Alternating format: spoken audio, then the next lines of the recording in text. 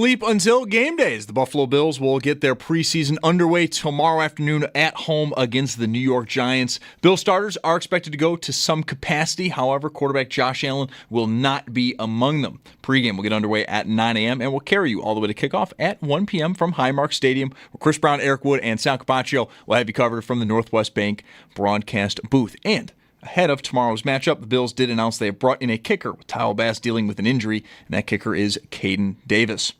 We do have 3 games tonight, just one, though, over on NFL Network, 7 p.m. Panthers hosting the Browns. And for Cleveland, rookie Shedeur Sanders gets the start at quarterback, and he is expected to play most of tonight's game. Also at 7 p.m., Detroit at Atlanta. Then at 7:30, the Patriots host Washington. Good news for the Colts. Quarterback Anthony Richardson suffered just a dislocated pinky. He is considered day-to-day. Bad news, though, for the Chargers. All-pro left tackle Rashawn Slater missing the season after tearing his patellar tendon. And then in baseball, Bison's on the road versus the Woo Sox. First pitch just after 6:45. That game is over on our sister station, the Bet 1520. While in the majors, the Yankees host Houston just after 7. 8:10, the Mets are out in Milwaukee. Then at 10, the Jays are out west to take on the Dodgers. It's Padoc Chevrolet Sports Update. Padoc Chevrolet celebrating 90 years of being your hometown dealership. I'm Zach Jones for WGR Sports Radio 550.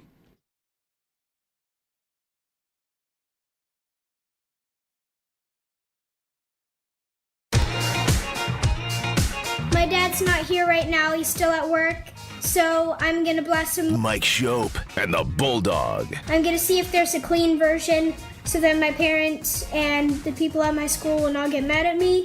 We've got the spritzer filled with water, just in case if stuff gets too fire. I'm going to set up the speaker, and I'm going to listen to Mike Schopp and the Bulldog. I think this is the best Mike Schopp feature that I've heard in a long time. I think his flow is really good in it, and I like his aggressiveness on it.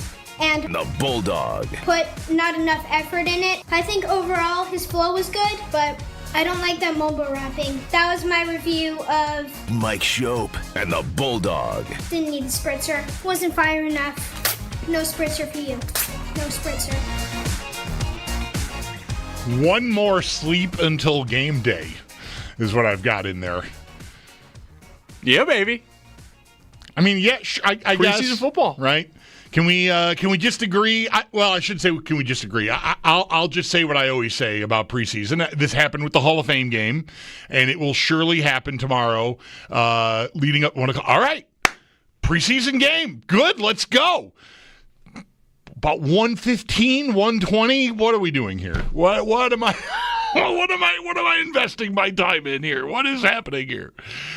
It's always the same. Like you get excited for whatever the new threshold is that means football is creeping closer. You get excited for it, and then just kind of like, all right, what else is on? When do the real games begin? Because I don't want to, I'm not going to be taking notes on how Landon Jackson's bend is coming around the edge. Although he is someone I am very interested to see tomorrow. So I'm, it's going to cut both ways. I'm curious about some guys, but overall, the preseason is just.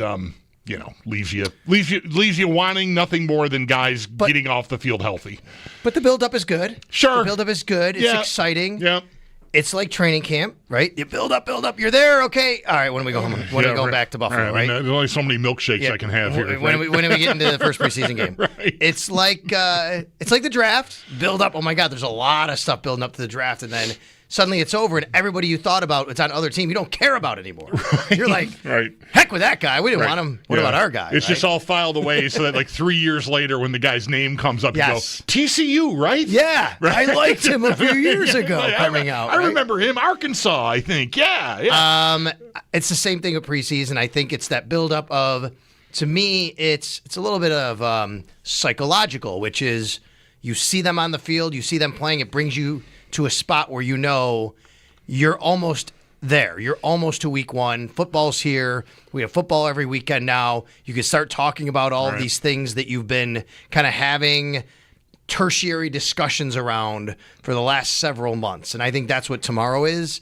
It's for me, too. It's a back to a routine, right? Right. And especially because it's a 1 o'clock game tomorrow.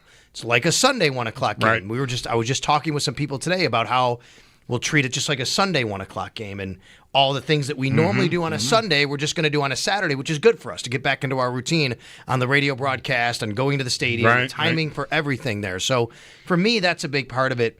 And yeah, I'm excited to see some new guys and what they're looking like and how that all kind of comes together a little bit. In case you can't tell, Sal Capaccio is here in studio with me. I am the Bulldog. Mike's final day of vacation is today. We'll be back together on Monday, assuming nothing goes haywire from now until then, but you never know. Anyway, so Sal's here for the full ride today. I'm grateful to have you alongside, especially because tomorrow is the first preseason game, and I think I don't. Have you posted keys to the game or not yet. Anything? Players to watch, or that's the preseason thing. Coming. So the preseason is the what to watch for. Right. The regular season is Sal's keys. Because now you want to win the game, right? What to watch for is what are you keeping an eye on? Who cares about the scoreboard? Right. What am I watching? Who am I watching? Right. And because we kind of know already that certain guys are playing or aren't playing, it makes it even a little bit more. It narrows it down a little bit. The focus of what you're looking at. Right. We are getting starters for a little on both sides of the ball, right? So that I didn't hear anything about the Giants yet. Did you hear that today? No, I don't know. I don't know that I just either. mean on the Bills' offense and defense, ones are playing some. Zach, right? have we heard anything on the Giants? Have they put anything out yet that you've seen today? I have not seen anything yet. Dable had been kind of close to the vest, and I even talked to Paul Dottino.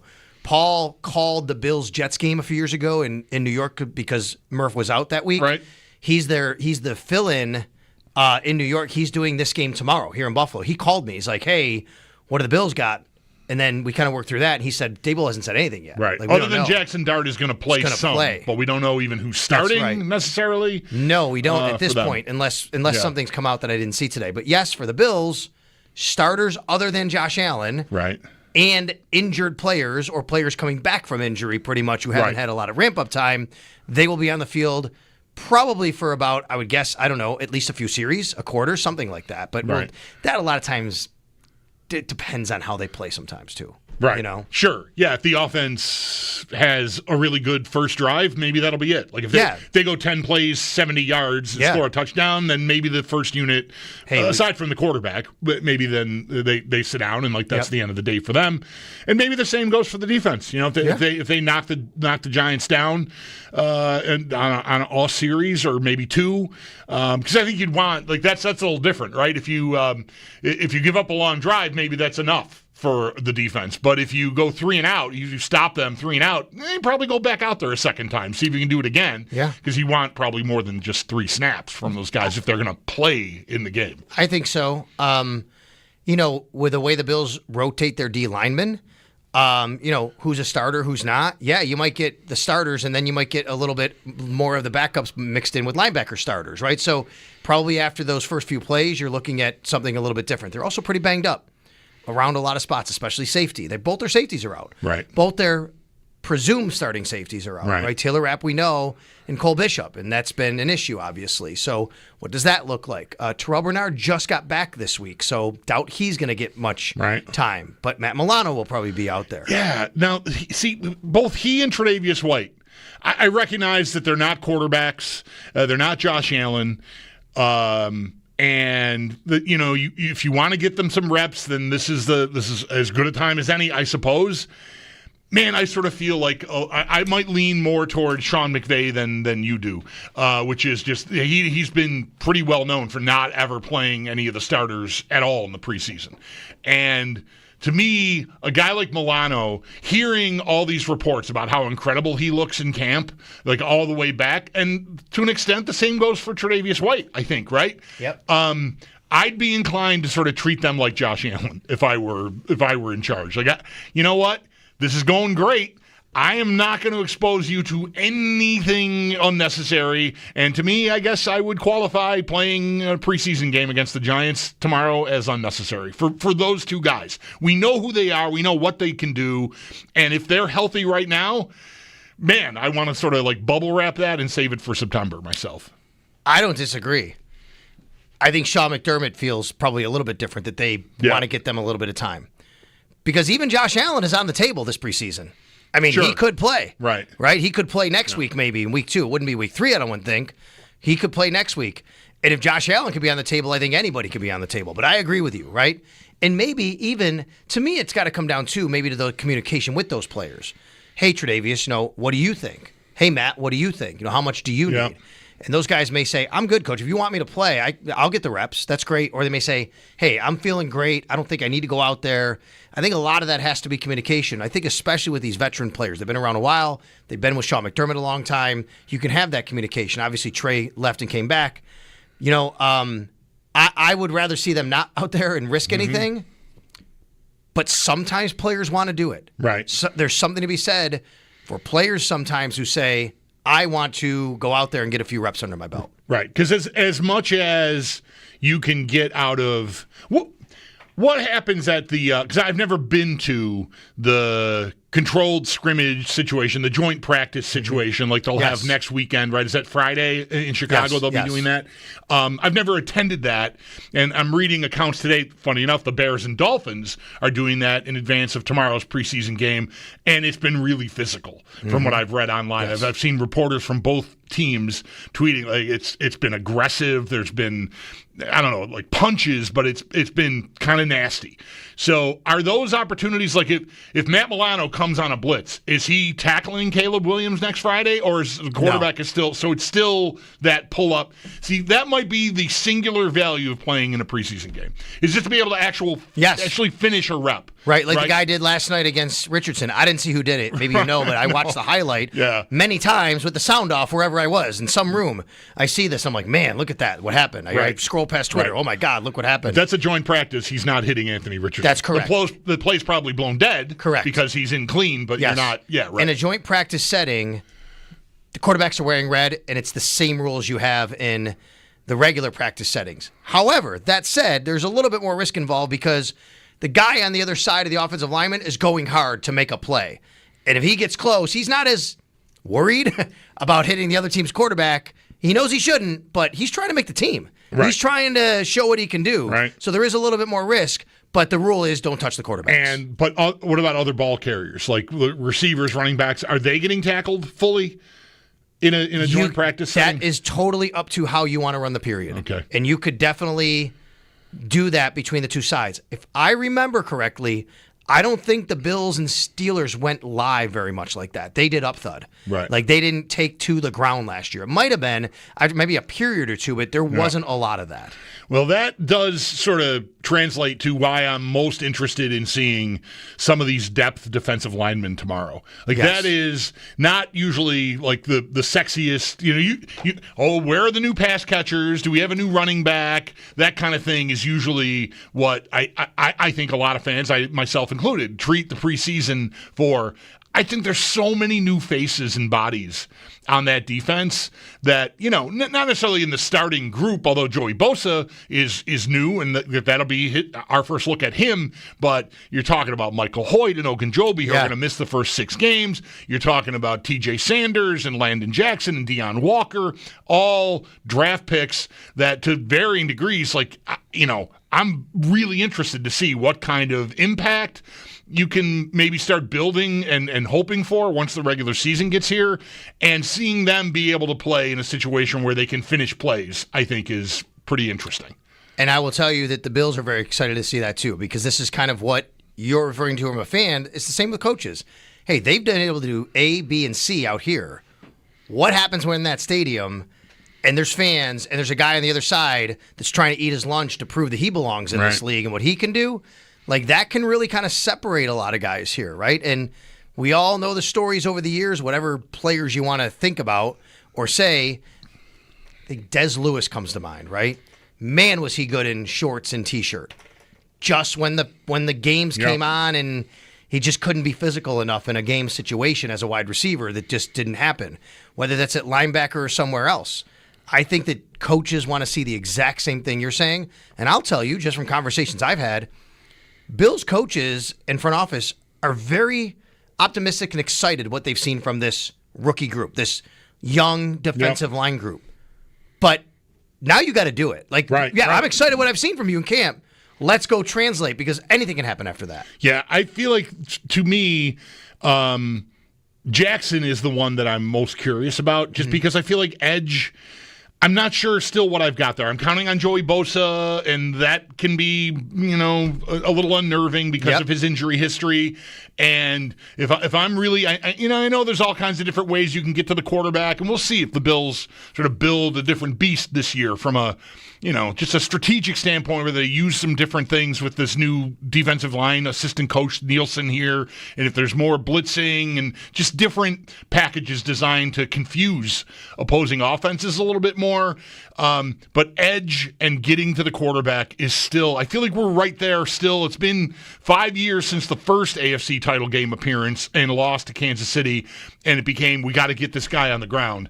And they really have still not really ever done that. Agreed. Right? Von Miller showed it in the one regular season game he played against Kansas City, and like, okay, maybe this will work, right? He was the closer in that game in the fourth quarter, but then he got hurt, and that was the end of that. So I'm still looking for somebody that I can count on there. Bosa's obviously at the top of the list, but I feel like other guys, you may need someone else to sort of break through to complement Rousseau and Epinesa, and that's why I think about Jackson, who right now, with how many guys there are, especially once Michael Hoyt is off his suspension, I feel like Jackson has to force his way into the rotation if he's going to be counted on in the regular season. Because right now, I'm not sure he'd get a jersey if we were looking at a regular season game. Agreed. And I know what you're saying, but just so everybody's clear, making the team but being inactive on game day, right? Healthy scratch, right? I agree with you. I do think because of the Hoyt suspension, it kind of makes it maybe a little bit more, possible that could happen. Right. But as I sit here right now, if everybody's healthy, he's the odd man out.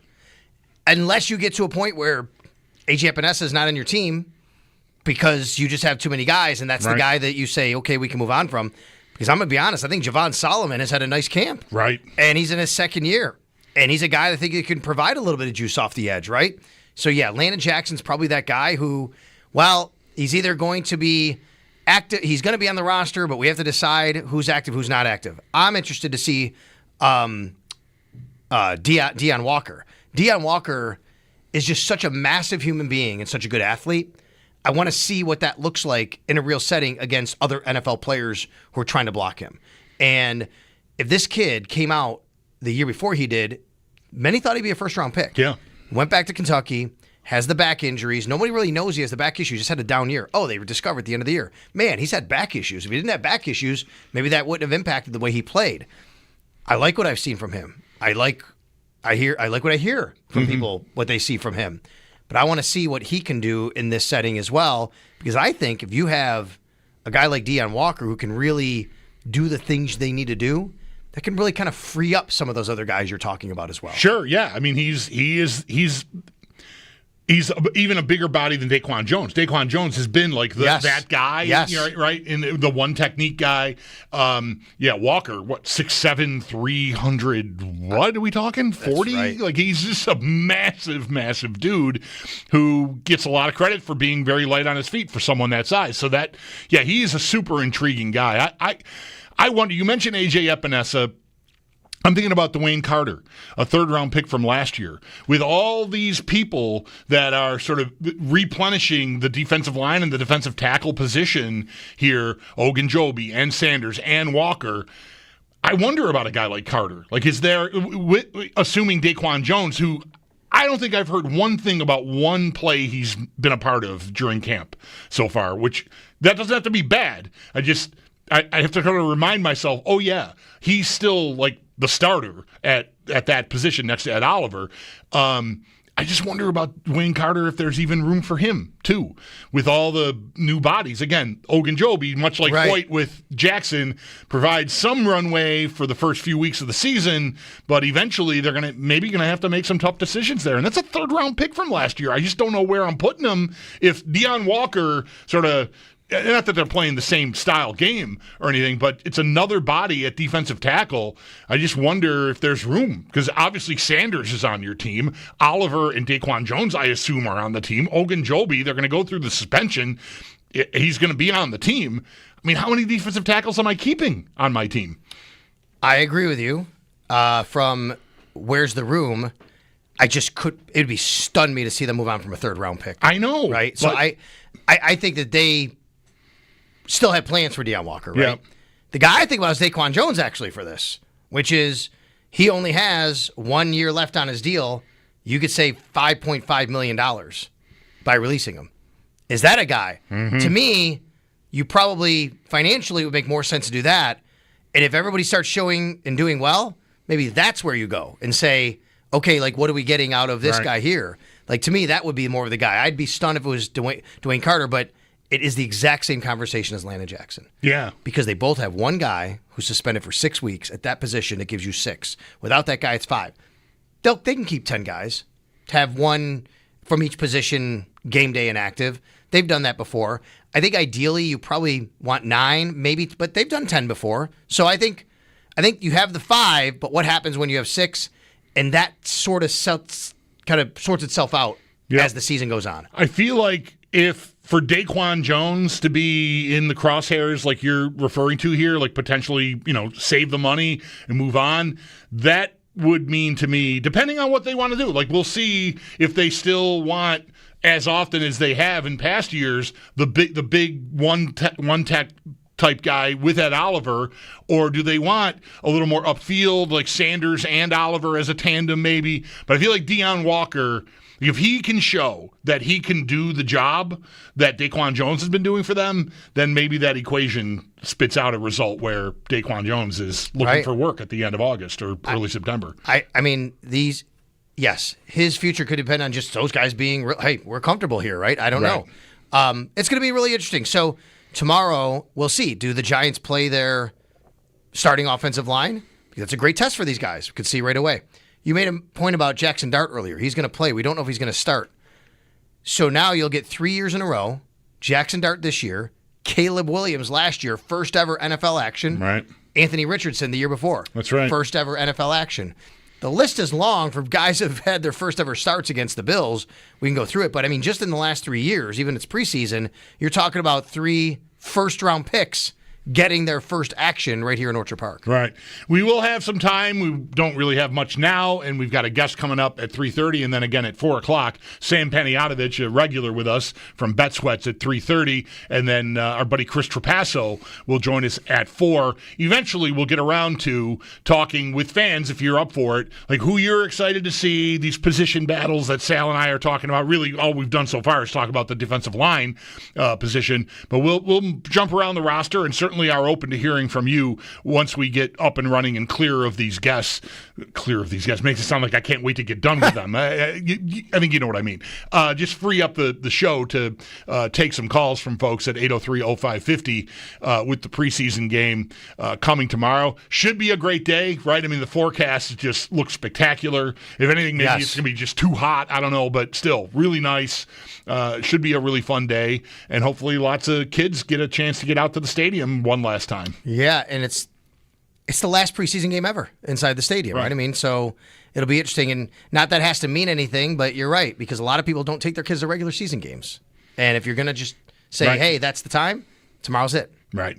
803-0550 will be the phone number as we get rolling here. As I said, once we get through with Sam and Chris, eventually we'll squeeze out a version of Reverse AFC Power Rankings. Have you ever been a part of Reverse AFC Power Rankings, Sal? I have. Okay. I've done it before, okay. yes. I wasn't sure. I have not done it. It might have been maybe not even last year. Been a while. Or in the beginning of last year at some point. Okay. Right. Well, we'll get through that. We've been doing that on Fridays in the summer here. So I've heard other people and some of their takes on these teams, so I'm excited to get mine. We'll get around to that maybe at 5 o'clock or so, or 5:30, depending on how things go. But anyway, Sam Panayotovich, Bet Sweats coming up. We'll get some. There's always NFL futures that we're talking about. He's got some ideas about pairing up first and second place in divisions instead of just division winners. So we'll get into that and talk about some baseball, maybe some futures for playoffs now that the baseball season is into August here. So that's all coming up after this. Sal Capaccio is in for Mike. I am the Bulldog, and you are listening to WGR.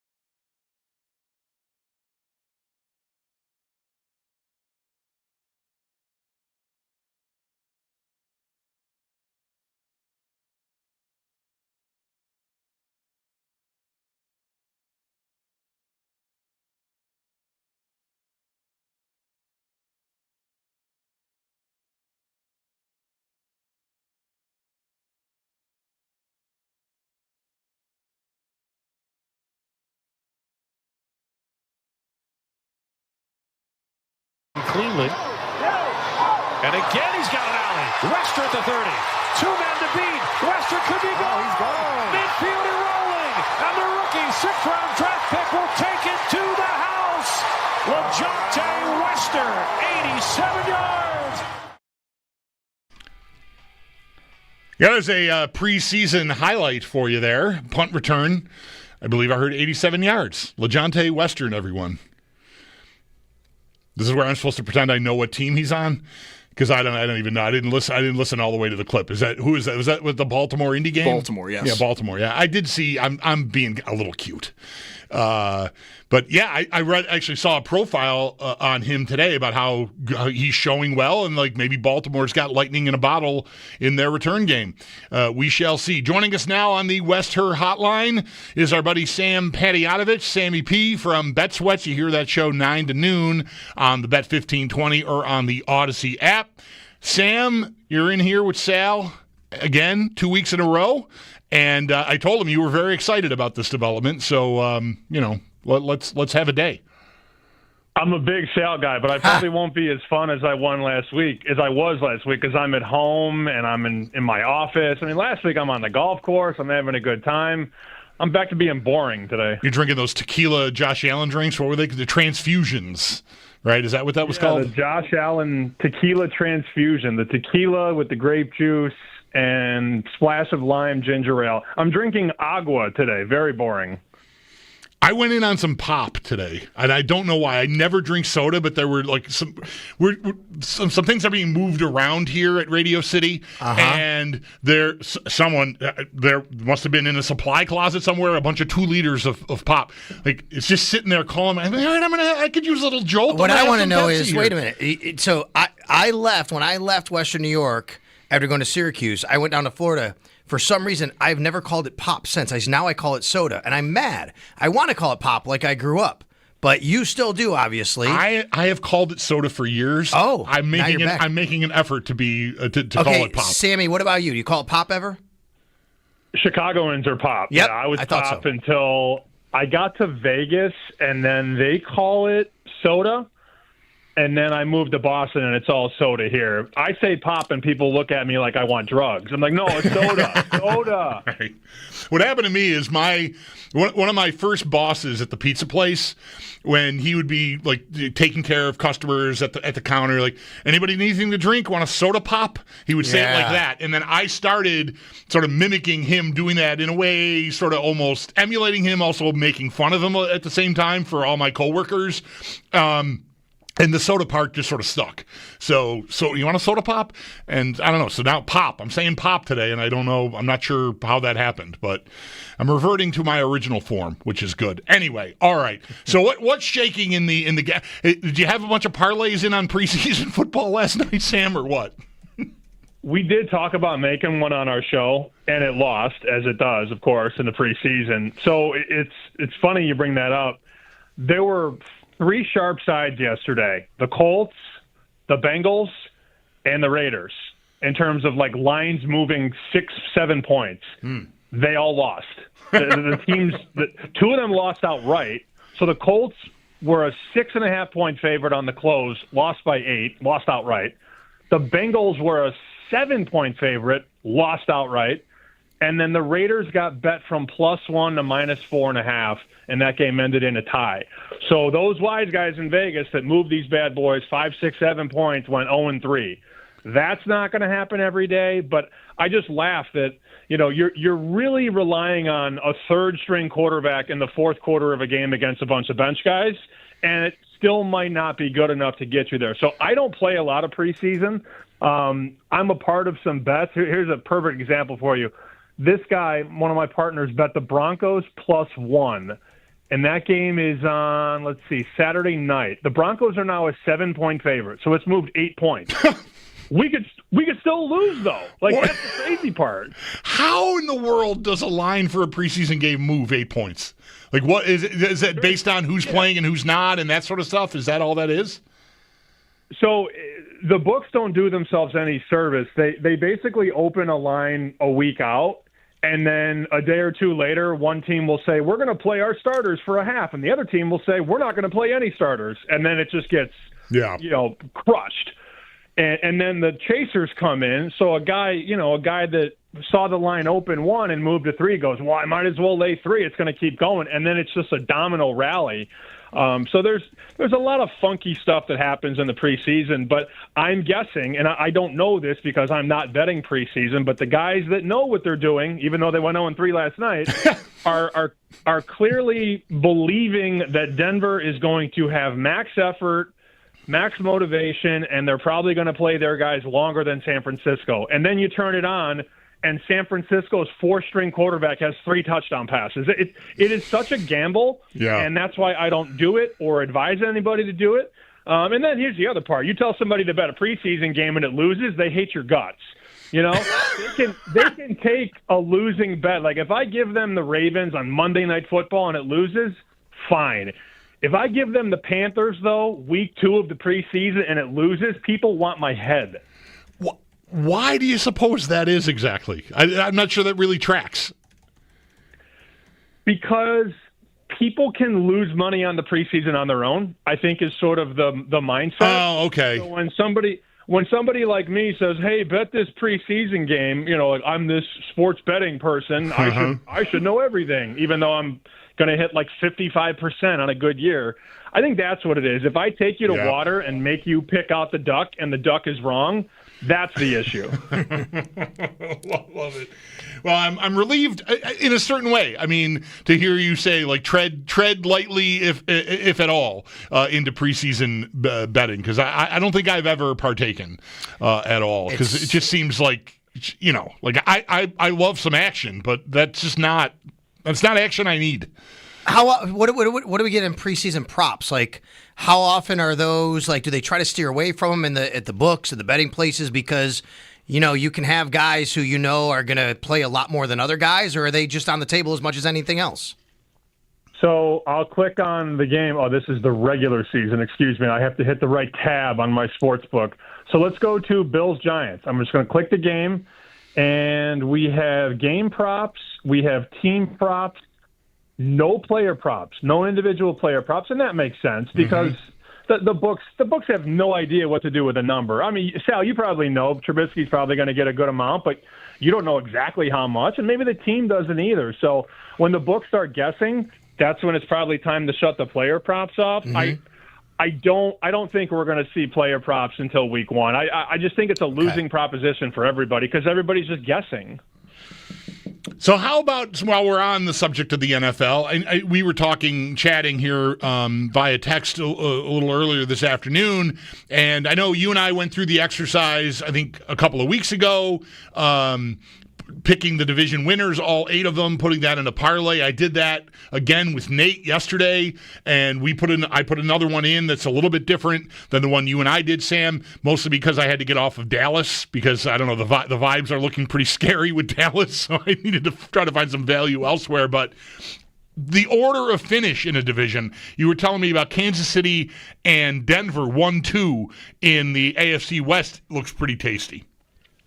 It does. And remember, I have Hampton, the running back from the Chargers, the rookie from Carolina. I bet him like 15-1 to win offensive rookie.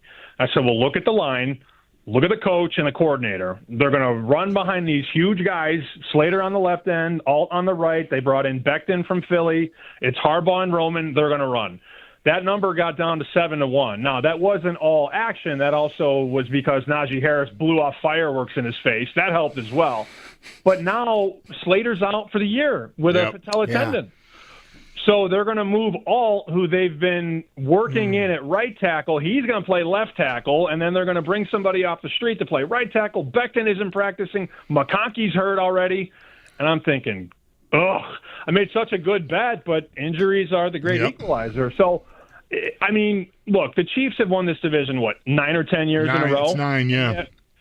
And we still try and, take them off the throne for some reason. I think it's so funny. The Chiefs, they're going to fall apart this year. Why?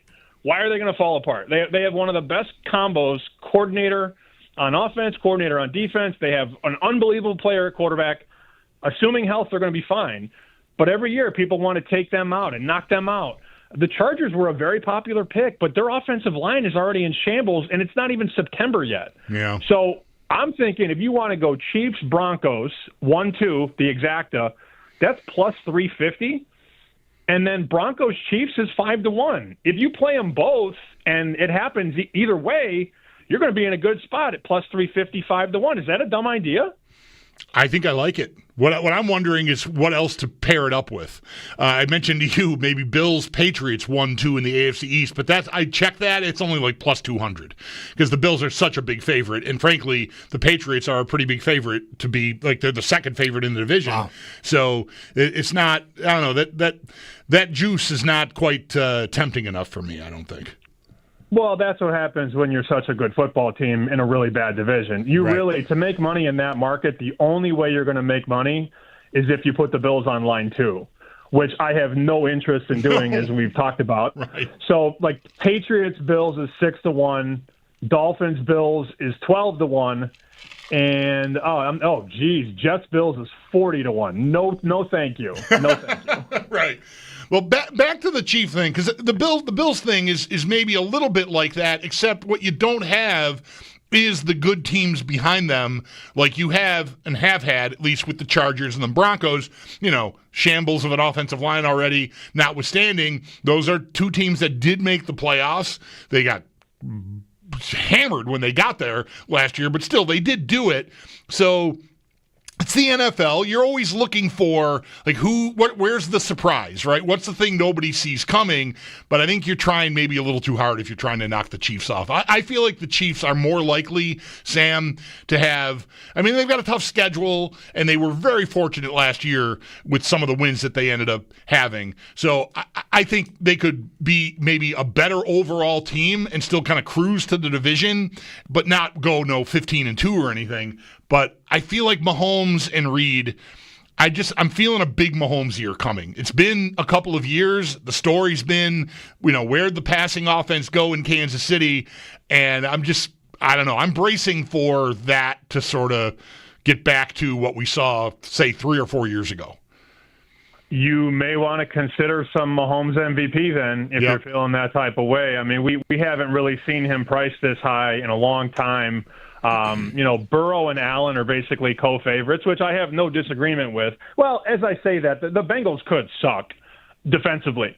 I don't know how much Bengals-Eagles you guys watched last night. The Bengals were playing their ones on defense, and the Eagles' backups were shredding them. So that's a problem. Their defense is a problem. Yeah. And you can't win the MVP if you're on a team that's 9-8. You just can't, not in the NFL. Mahomes is 7-1 for MVP. I know we're talking to a Bills crowd right now, but that's like an insurance bet at the blackjack table, right? Yeah. Like it's not a bad idea. $10 wins 70, 100 wins 700. He's obviously an unbelievable player, and I'm glad you brought up Mahomes. So there was a story on Yahoo. My friend Ben Fox wrote this. He talked to a couple bookmakers, and they actually ranked the quarterbacks by their value to the point spread. Guess who number 1 in the NFL is right now, boys? I'm going to guess Mahomes. Because of the way this conversation's going, it's Mahomes, right? Josh Allen, number 1. All right. Wow. Yeah. Okay, so Allen's 1. So he's worth about 7. Okay, then so Mahomes. Sorry. Hey, that's okay. Now, explain, if you can, to the audience what you mean by that and what would impact something like that. So this is basically a system that is predicated on not only the ability of the starter, but maybe the lack of ability in the backup to be nice. So they see a 7-point difference between Josh Allen and Mitchell Trubisky. So if the line, say Buffalo was at home against one of the worst teams, and the line was 17, and it comes out, Sal breaks the story Friday, Josh is going to miss this week. That line technically should be closer to 10. So that's what they decide that Josh Allen is worth, a full touchdown. Wow. That's the highest number in the entire league. So then Mahomes is like 6.94. He's right there. Mm-hmm. Lamar is 6.6. And then Jalen Hurts is 6.3. So according to Vegas, Allen, Mahomes, Jackson, and Hurts are the 4 most important quarterbacks to the line. On the contrary, number 32 is, if I can even find it, Tyler Shuck is worth half a point in New Orleans. What about wait till they find out that Mike White could wind up being the Bills' backup? Oh, geez. That would be more respect for Josh, right? I would say. Yeah, so that probably. Maybe he could be worth He could be worth 7.03. I think a lot of this stuff. Yeah, I think a lot of this stuff is a little silly. But I mean, to put a list in order: Allen, Mahomes, Jackson, Hurts. That's pretty powerful. And then you get down to one guy that I think the market's way wrong on is J.J. McCarthy. I don't know how much McCarthy you guys have seen. I actually covered him when he was in high school. He won a state title in high school in Illinois, and then he wins a national title at Michigan. Granted, he handed the ball off a lot, right? But he doesn't turn the ball over, right? He does his job. He plays into what the team needs, and he protects the football. According to Vegas, J.J. McCarthy's worth about 2 points over Sam Howell. Sam Howell should be in the CFL right now. I disagree that JJ's only worth 2. That seems a little low. And then here's the real conversation in Minnesota. I'll ask you guys, who's more valuable, Sam Darnold or JJ McCarthy? That's a big topic in Minnesota these days. Boy, I'm pretty bullish on McCarthy. I did not really dig it during the draft process. I thought it was just – he was a little too much of a coach's dream kind of guy, right? And I was wondering, like, I don't know, is the talent there? Like, I like that he's, yes sir, no sir, first in, last out, all that sort of, leader stuff that, I'm not disregarding that. I'm just saying I thought it sort of pumped up his draft status, but I think I'm maybe open to having been wrong about that. I'm very bullish on Minnesota this year.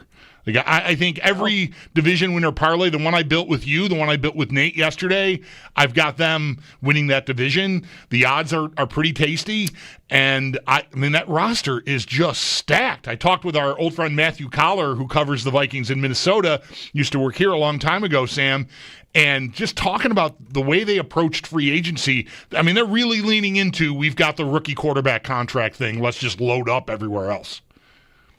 Yeah, and on defense, I mean, look, your defensive front dictates a lot of what you do. And they went out. Their linebackers were awesome last year. Van Ginkel and Grenard were both machines at getting to the quarterback, right? I think they both had about 12 and a half sacks. So now you add Jonathan Allen and Javon Hargrave up front.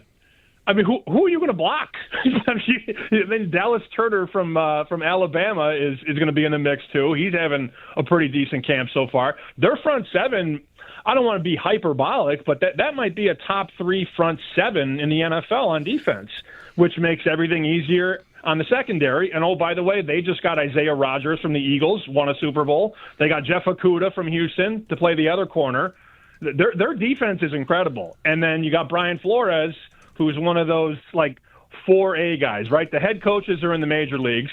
The coordinators are in AAA. Brian Flores has done both. He's in the middle there. This is what I call AAA guys, or 4A guys. That team is ready to win.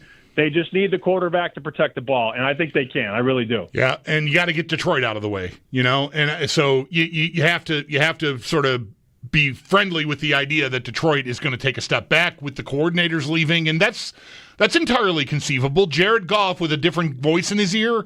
I'm just, I know that's sort of hackneyed from when he was in L.A. with McVay, but I think it could matter. Like who is, the one that's sort of guiding him, holding his hand. I think that's a big deal for them.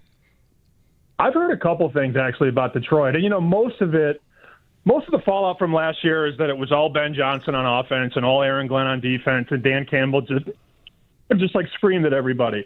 But Ben Johnson is a very complex dude that runs a very complex system. And one of the most popular teams, not only every offseason, but specifically this offseason, is that Ben Johnson will fix Caleb Williams.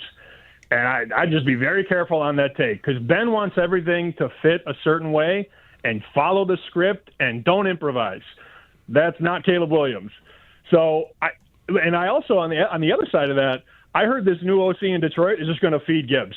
They're going to give a Priest Holmes-esque season to Jahmyr Gibbs, right? Like a Chris Johnson season. Oh, I have Jahmyr Gibbs. I'm going to use him and not throw a wide receiver reverse to the left tackle. Because the Lions did get very cute a lot. And it happened in the playoffs, guys. Remember that Commanders game? They started doing stupid stuff. They got behind. They tried a couple trick plays.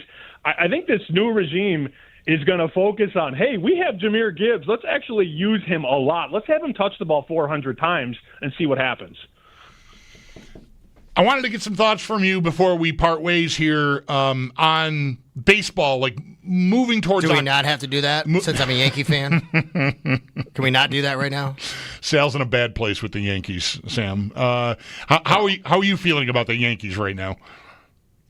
Well, if the Yankees were a stock, I mean, this would be the time to buy because everybody like Sal is upset, right? Yep. And that's the name of the game here. I don't care about what you've done in the last week or two. I look at what the market thinks you can do, and Sal, believe it or not, they're still one of the favorites to win the American League. I know you don't want to hear that. Yeah, well, they are, but that's the power of the pinstripes, I guess, and that's the ability that their lineup has when these guys are hitting. But it's tough for me to get behind a bet on the Yankees. So I'm looking right now to win the American League. They're right there, 4-5 to 1. Now the Tigers are favored. Blue Jays are in the mix as well, and the Mariners. But I mean, according to the odds, the Yankees have every chance to get in and get hot. It sounds like you don't feel the same way, but I don't really want to bet them either. I mean, I'm an optimistic fan as it is, like all the time. I'm just an optimistic person. As a Yankee fan, I'm optimistic on them because they're the Yankees, and that's just the way I live my life. But it's just hard to see that right now with the way that they are playing in their bullpen. But if they can get a little healthier, and if Judge can obviously make sure he's healthy and playing, I could see it. You know, when they have a regular lineup with him in it, I do think they can still beat anybody. So the rotation for them, I'm going to guess, I'm looking at Fangraphs right now, if they had it their way, it's got to be, Rodon's the ace, right? And then maybe Fried? Like, what's the 1, 2, 3? That's what I'm trying to figure out. Who am I getting in game one? Who am I getting in 2 and 3? I'm guessing it's Rodon, Fried, and Heel at this moment because you're not going to have Cole. Cole's out the window. That's right. And Clark Schmidt is as well. They both had Tommy John. Don't forget about Schlittler. That's right. He's going tonight, I think. Yeah, I know. Schlittler, careful. He is. Right. He is going tonight. Is it? Oh, it is Schlittler. I thought it was. I've been calling him Schlitter. It's Schlittler. Wow. Schlittler, yeah. Mistake on my end. Did you grow up a Cubs fan? Will Warren. Did I? No, White Sox, unfortunately. Okay. Well, the Bills are having joint practice with the Bears next week. I'll be in Chicago for 4 days and going to the Cubs-Pirates game on Saturday. Oh, man, we have to offline about this. I could send you so many restaurants and bars. This is insane. I love this. We're going to be the best of friends, man. I can feel it. This is great. Sal's going to be at Wrigley next Saturday. I'm going to be at Fenway next Saturday. Oh, my God. And Sam's going to be in Vegas. So I will not be seeing Sam when I go to Boston, but Owen and I are going to Boston to see the Red Sox. It's been a while. Speaking of them, where are they? What is this hot stretch of the best record since whatever the June 16th or whatever the line of demarcation is? I read they were 20-6 or something. Has this stretch gotten them any respect as far as the odds go for October, Sam? Oh, yeah. They were 20-1 to win the pennant around July 1st, and now they're half that, 9-10 to 1. So, people are going to rush to the window when things are good, and they've been unbelievable, especially at home. Like you said, it's a team that everybody's talking about. And when everybody talks about it and it's on everybody's television or radio, people go, "Oh, I like the Red Sox too." Bet. So you get from 20 to 9 real quick. I'm waiting. As somebody who worked at Nesson for 4 years, I'm waiting for the other shoe to drop. I'm waiting for the back-breaking 10 and 18 run down the stretch. That's just the way I roll, though. Right. No, I feel that. Right. Yeah, those old wounds, they come back all the time. A team can win 4 World Series in the course of 15 years, and you're still waiting for the sky to fall in on them, pretty much. How about, real quick, and this has nothing to do with gambling, but Roman Anthony played 40 games and has got the lifetime contract. I'm kind of blown away by that. Well, yeah, and I saw Jim Bowden was saying stuff that, he shouldn't have taken the deal. It's how do you tell a 21-year-old not to take $120 million, right? It's so funny. I disagree with that. I mean, they're locking in their new young core, and they hope that, this next regime of guys could be the next version of Betts and Benintendi and Bogarts, and then they'll lose all those guys too. Those guys will all leave eventually. Right. I mean, if you think about it, man, that Betts trade, one of the worst trades of all time. They got Alex Verdugo, they got Jeter Downs and Connor Wong. Prospects are nice until they have to be players. A lot of them don't pan out, but they like their young core, and that's their plan. They're going to try and string together 10 years of this new young core and see what happens. Sammy, we love the time. Thank you so much for it, and safe travels to Vegas. I don't know if we'll talk to you next Friday from there or what, but have a good trip. I'll join you from anywhere, Bulldog. I'll see you Friday. What a guy. What a guy. Sammy P, Sam Pediotovich, Bet Sweats, 9 to noon on the Bet 1520 here in Buffalo and on the Odyssey app worldwide. I don't even know if that really makes sense. But anyway, the Odyssey app. All right, we'll hit a timeout. Chris Trapaso on the Bills and the NFL and preseason game number 1 for the Buffalo Bills tomorrow afternoon. He'll join us next. Right here. Sal is in for Mike. I am the Bulldog, and this is WGR.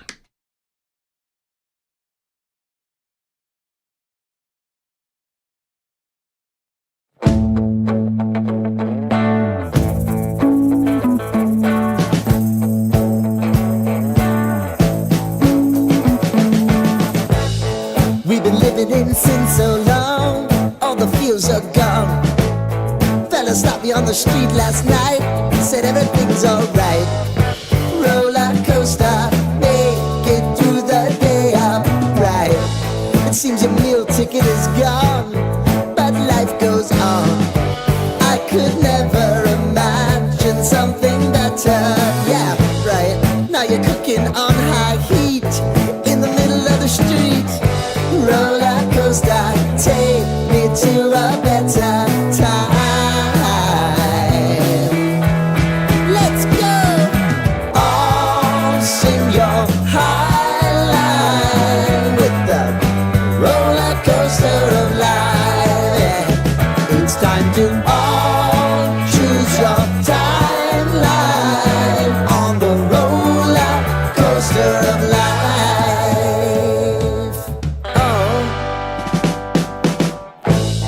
Seem to easily forget how to place your bet.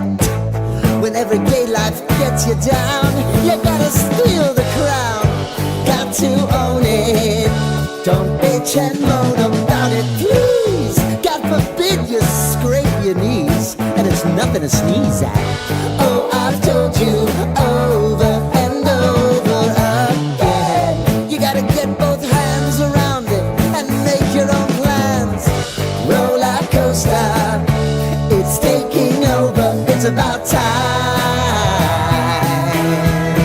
Oh, oh, sing your high line on the roller coaster of life. You've got to all choose your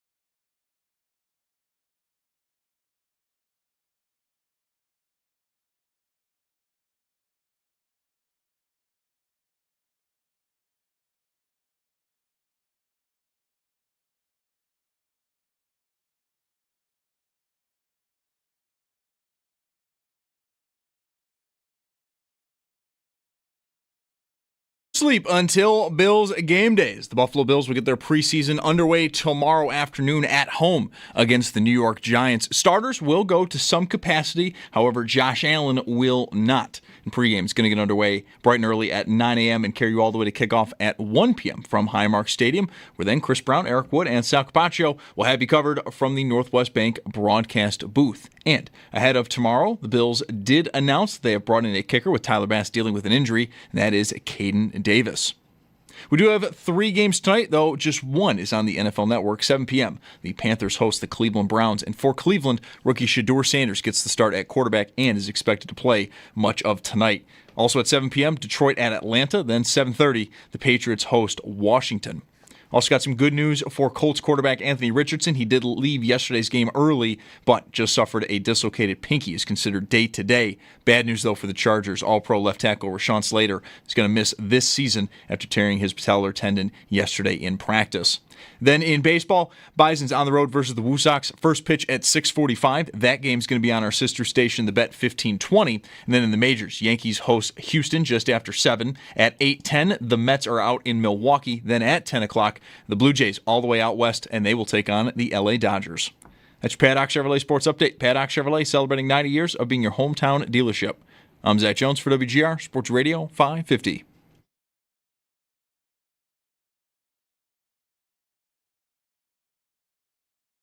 Schopp has been off for a bit here. He'll be back on Monday, as will I. Sal Capaccio sitting in the chair normally occupied by Mike today for the full run. Glad to have him here as well. Bills play their preseason opener tomorrow afternoon at 1 o'clock at Highmark Stadium. First chance to see a lot of the new draft picks and, of course, some of the old standbys. Starters are expected to play with the exception of Josh Allen and, of course, guys who are hurt. So should be a fun day. Sal, and we've spent some time already talking about the lay of the land on the defensive line. I think there's a lot to be excited about there with a lot of the new faces that are there, hopefully ready to make an impact. Yeah, and I think you're going to see quite a bit of rotation with a lot of these guys. They're going to want to see some of these younger defensive linemen, and especially TJ Sanders, Deion Walker, Landon Jackson. I mean, the philosophy already is rotate these guys, but they want to keep them fresh. They want to keep the veterans fresh throughout the year, but they got to see what they can do once everything goes live. I'm interested to see how Joey Bosa gets handled this preseason. I mean, there's got to be a right amount of I think he's in the Milano white boat you talked about earlier, which is how many reps do you need for him to get ready, but at the same time, what's the risk involved? Right. 803-0550 is going to be the phone number. We were counting on talking to Chris Trapaso here, but we're having some difficulty tracking him down. So in the interim, of course, Sal and I will just going to keep going on this preseason opener. And if you want to get in on the conversation, lines are open now for you at 803-0550. Are there players you are most excited to see in this game, whether you're going to the game or not? It is another opportunity. I know we did a lot of this last Friday, Sal, on the day of the return of the blue and red with the open practice at the stadium. But here we are, final preseason game. Everything's going to be like the last time around here. And so this is another opportunity for folks to get in the stadium that, I don't know, it's another shot at it being someone's last time in there again. No doubt. So any stadium conversation, memories and that kind of thing certainly would be welcomed as well. Today I had to go to the stadium, to the current stadium, so I passed the new stadium. You see the glass coming in where you're going to be able to kind of look inside when it's all said and done. I think, right? I'm kind of envisioning what they have it looking like, the final product, and like you can see inside it, and it's starting to really come together. It's going to be really interesting, just like last week when I said this, for anybody coming to the stadium tomorrow, if you haven't been there in a while, to see the new stadium, right? To see what it's like. And it's just massive sitting. I actually stopped at the Bills store today to pick up a couple things. And a gentleman stopped me. And he said, holy cow, like that! I can't imagine what that's like inside. Have you been there? I said, I have been once. It's been several months. I haven't done any other media tours since then. He said, I can't imagine. He said, it's so massive from outside. Because if you're standing on Abbott Road and you look at the current stadium, you only see the upper deck. You don't see the bowl. Contrast that with what you see across the street. It's everything coming out of the ground. It's unbelievable. Yeah, I think we talked. I know I mentioned it last week. I'm not sure if it was with you or not. But coming down like the 219 from out south, like out Boston, Colden, there's a moment where if you get on like the Rice Road entrance onto the 219 heading north, where you crest a hill and start going down, and the stadium is sitting there, and it looks like something out of Star Wars. Like it's just such a massive, massive structure sitting out there. So yeah, I mean that's. I'll bet a lot of folks don't drive by there all the time. They'll be coming into town maybe for this game, certainly once the regular season gets here, and there's a lot certainly to be excited about there. So we've talked about the defensive line somewhat extensively already here today. What else out there, like position battle-wise? I mean, unfortunately, the Max Harrison injury has taken us out of really eyeballing the battle at corner 2. The battle at corner 2 is by default going to Tre'Davious White. Not that he wasn't going to win the job anyway, perhaps, but I think you do have an opportunity to see other position battles and other guys that are trying to lock down roster spots here, even if it's just depth. And I think receiver is a position that I know we talk about it a lot, and the top end of it I think is pretty stable and set. But what are they doing with the last, spot or two? How many will they keep? What sorts of skill sets, body types?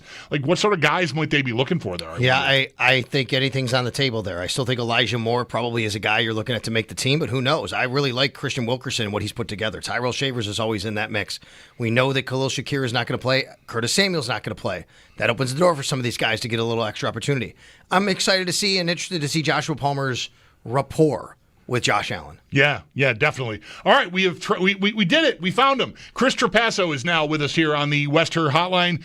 Chris recently departed from CBS Sports. We were sad to hear that news. He's out on the mean streets of the Substack world, and hopefully he's going to find a home for his excellent work very soon. If there's any justice in the world, that'll happen, I think, relatively soon for Chris. It's been a while, bud. How are you? I'm doing great. Thanks for that plug, Bulldog. And Sal, good to hear from both of you guys. Sorry I was a little late, but I'm excited to talk a Bills actual football game that's happening tomorrow. Right. Where is your attention? Sal and I spent, about 20 minutes at the open of the show today just thinking about all the new bodies and faces and names on the defensive line specifically here. I mean, you've got free agents in Bosa and Ogunjobi. You've got draft picks in Deion Walker and TJ Sanders and Landon Jackson. There's a lot going on up there. Yeah, definitely. I would say that's probably where my attention will be first, but to not belabor that point, I think that the nuggets that Sal was just mentioning about the wide receivers, I want to see Christian Wilkerson play a lot tomorrow and make a lot of plays, because everything that I've heard from Sal and all the other reporters that have been at training camp, he's been a very steady player on the outside. Tyrell Shavers as well. So although we're not really thinking of those two as being even backup players necessarily, or we weren't thinking of that going into training camp, if they have good preseasons, those are players that have proven that they can make some plays in the NFL. Not a lot, but they've been in the NFL. They've made plays. They're bigger bodies. Christian Wilkerson tested really well just a few years ago coming into the league. So definitely D-line and definitely those tertiary options at the wide receiver spot. 6'1", 214 for Christian Wilkerson. He has been in the league a few years. He actually has spent a couple of years with the Patriots, a couple of years in Las Vegas with the Raiders. So, yeah, this is a guy that it's not like you're just bringing in. This isn't just an undrafted free agent this year. The Bills are giving a shot. I mean, he's been in this league a little bit. He has a grown man's body, and I think the Bills need a little bit more physicality out of that wide receiver core and that type of body. And look, maybe you get some of that from Keon Coleman this year, Chris, but they do need to kind of find someone, I think, to be able to handle a little bit more of the rigors, because it seems like they have a few guys that are a little bit on the smaller side. Yeah, no, that's a great point. I think that's been a big reason, at least at the start, for why Tyrell Shavers was able to stick onto this roster. And the last couple of training camps and preseasons, he's made some plays. We obviously know he caught the screen and went for 6 last year late in the regular season.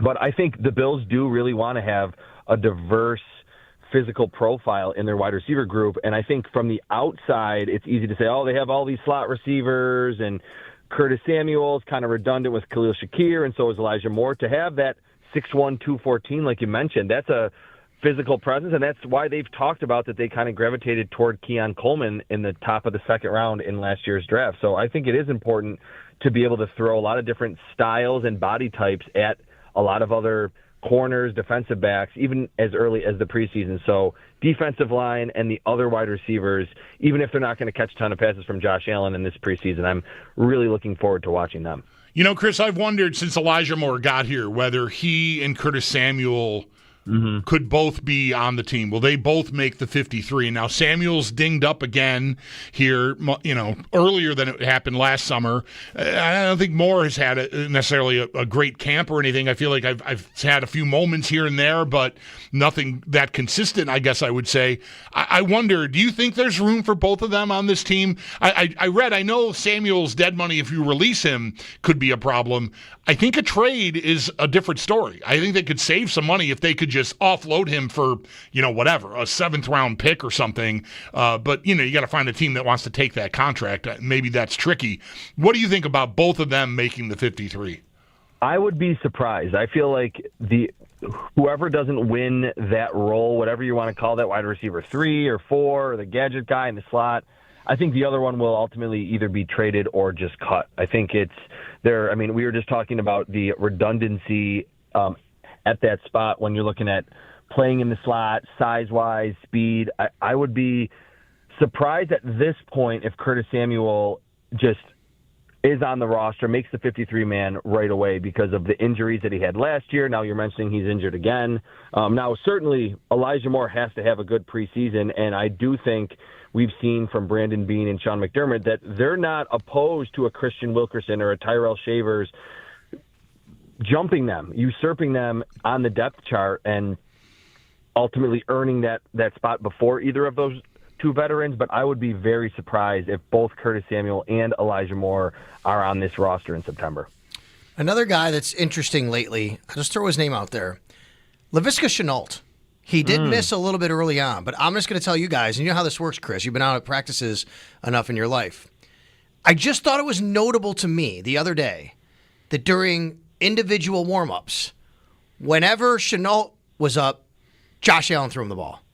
Ooh. I noticed it. And that just is something that caught my eye. Even it just seemed like it wasn't just happenstance, I don't think. You know what I mean? Like it wasn't just because of the numbers. But I noticed in this one day I was watching, whenever it was Shenault, Josh Allen took the ball and he threw him the ball. And I know tomorrow he's going to get a shot as a kick returner. He's not really a punt returner. That's Brandon Codrington. I think Brandon Codrington's safe there, but who knows? You never know how things shake out. I just want to keep his name a little alive here, guys, if I can. Yeah, no, I think that makes a lot of sense. And I'm going to go back and kind of put my draft hat on. I absolutely loved him coming out of Colorado, and I was not the only one. And if we're kind of talking about, getting really granular here about different body types at wide receiver, Shenault is different from any other wide receiver on the roster in that he gives you, when healthy, and that's been the big sticking point with him, he's not been able to stay healthy in his career. When healthy, he is 6'1", 220, 225 pounds, and has the best contact balance on the team. Like guys will bounce off him routinely. If you look early in his career, yes, in Jacksonville, he was not getting high volume of catches and was not catching passes 15, 20 yards down the field. But talk about that little quick throw when Josh Allen sees that the defense is coming with an all-out blitz.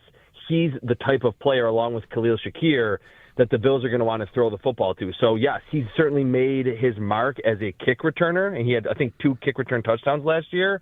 But he's interesting, certainly, to watch in this preseason because yards after the catch skill that really it finally got accentuated in this Bills offense last season, mostly due to Khalil Shakir. That is the specialty with Shenault. How common is it for a guy who's got the return ability that Shenault has with kickoff returns to not also be a punt returner? I know he's been getting some practice at it, but he does not have a single punt return to his credit since he's been in the NFL. And I don't even know if he did much of it at all in college, maybe a bit. I just feel like that's a missed opportunity for a guy that's trying to find a way to stay in the league. Like, how is he not? Maybe he has been and he just can't do it. I don't know. But that's a guy that, to me, from like January through April should be just fielding punts out of a jugs machine. Like I can do this, I can do both jobs, because then you'd have, I think, a competition maybe between he and Codrington for the lead return job on this team. But without it, I don't know that you can keep him just because he might be good at kick returns. Yeah, that's really interesting. Like, I don't know why that would be the case. And I don't remember at Colorado that he was like a return specialist. He never returned a punt at Colorado. However, I'm going to give you a really interesting oddity I just found. You ready? Okay. He has 0 punt returns, but he has a 55-yard punt return TD. And I'm going to find out why this is. But other than he's literally in 2017, 2018, 2019, returns 0-0-0, but under yards 55 and 1 touchdown. I wonder if it was like a handoff, like reverse. He didn't field the punt, but maybe that's what it probably is. He got it on a But he has never returned a punt in college or the NFL. Well, there is a lot to his game and his overall profile to Cordarrelle Patterson. When Patterson came out of Tennessee, it was like, is this guy really a receiver? He can't really run routes, but he is insane after the catch. That was Shenault, and he was injured during the pre-draft process. Otherwise, he probably would have been a first-round pick. The Jaguars picked him in the second round. And, again, look at his stats early on, especially his advanced metrics, through the roof with the missed tackles forced. So he's someone, again, that I think has not ever been able to refine his game as a route runner, but he can really be a dynamic, maybe just a kick returner. I'm not sure why not a punt returner, but definitely another fun name down the depth chart that will be fascinating to watch this August. Yeah, I'm glad you brought him up, because that is a guy. I don't think I've said his name once since July. Right. Like, I think about all these other guys at that position and the battle between like Moore and Samuel, like we already talked about, and then you get to Virgil and this Wilkerson, and even KJ Hamler's on Hard Knocks. You're like, oh yeah, KJ Hamler's on this team.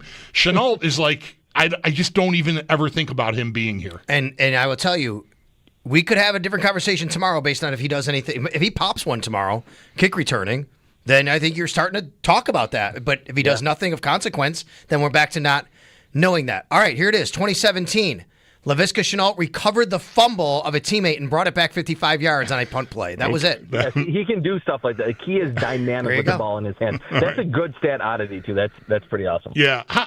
Somebody, I mentioned him. I have said his name because earlier this week somebody tweeted at me because I made the same point about how he doesn't return punts and he's never done it even in college. And somebody said he has a return touchdown from college, and I thought, well, just one punt return? That's weird, but there it is. There's that weird play. Yep. Chris Trapaso on the Western Hotline with us here on WGR, previewing tomorrow's preseason opener. Chris, what about the top end of the receiving core here? We know Shakir is week to week, and hopefully he's back in plenty of time to get ramped up and ready to go for the opener. But Josh Palmer as a free agent ad, Keon Coleman going into year 2. I asked Sal about Coleman and what he notices, if anything, different from year 1 to year 2, watching him practice, and the word Sal used was intentional, if I remember correctly from last week. How about you on Palmer and Coleman, respectively?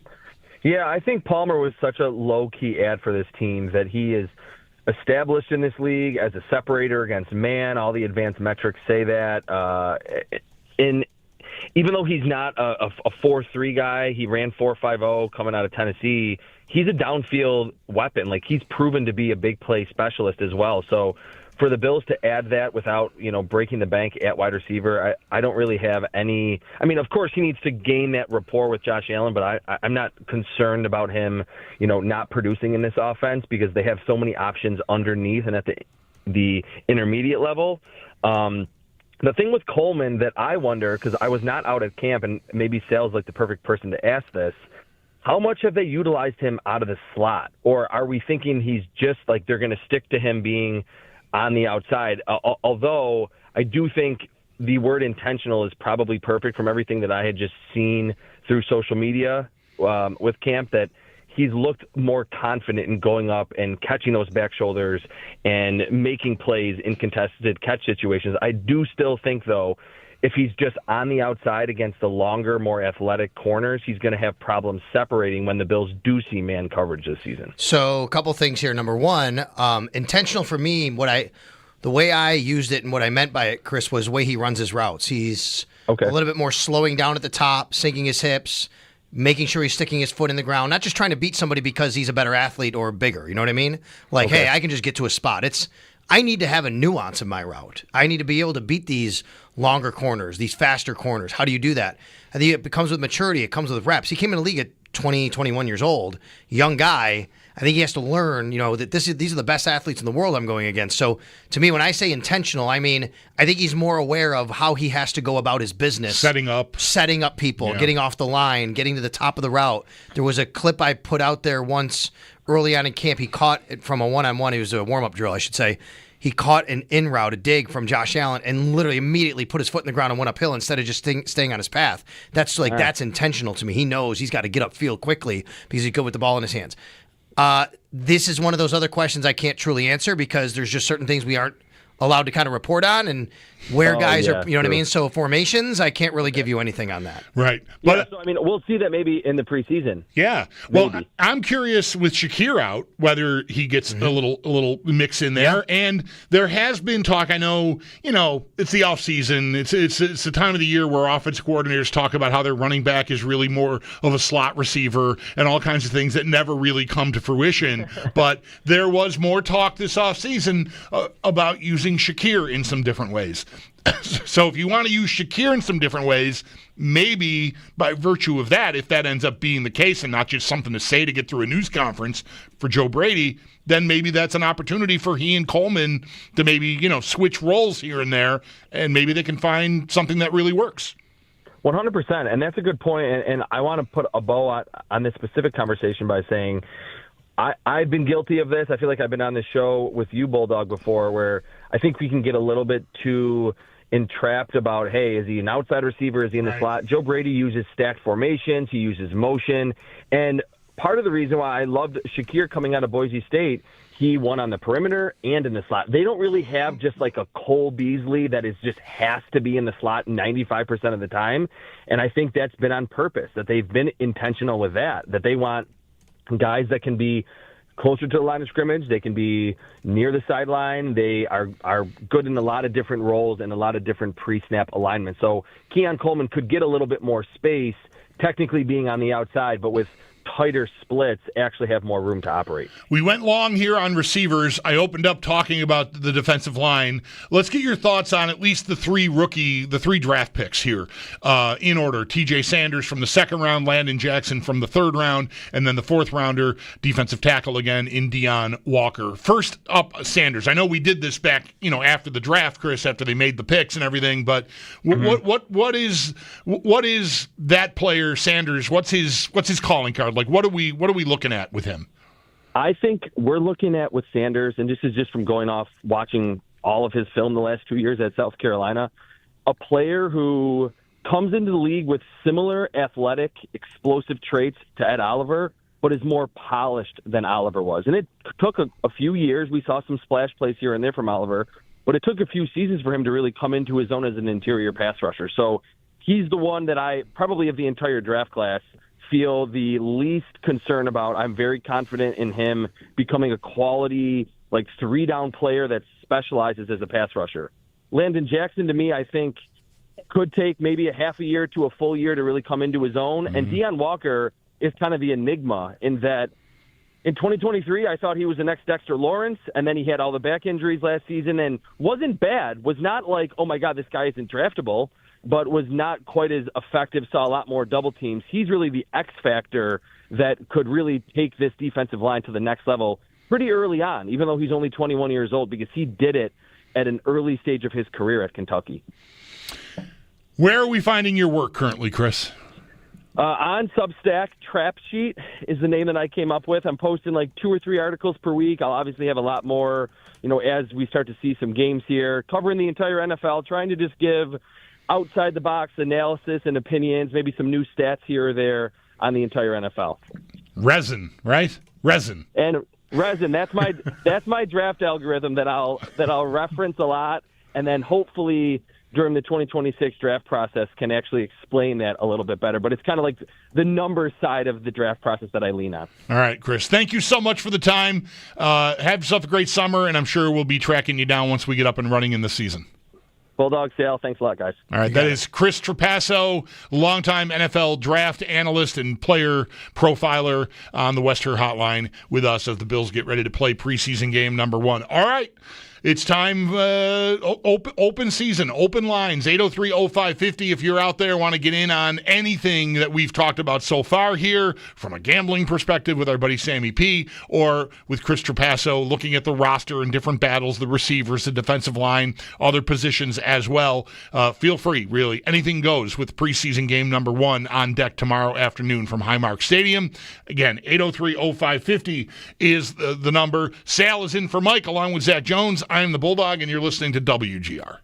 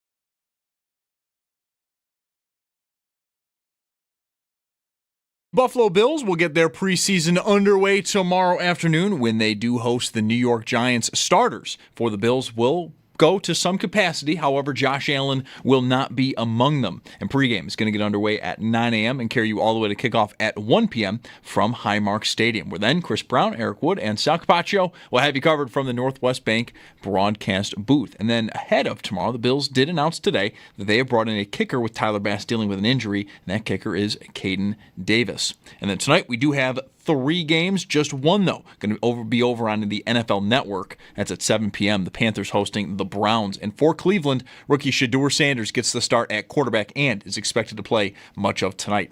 Also at 7 p.m., Detroit at Atlanta, and then 7:30, the Patriots host Washington.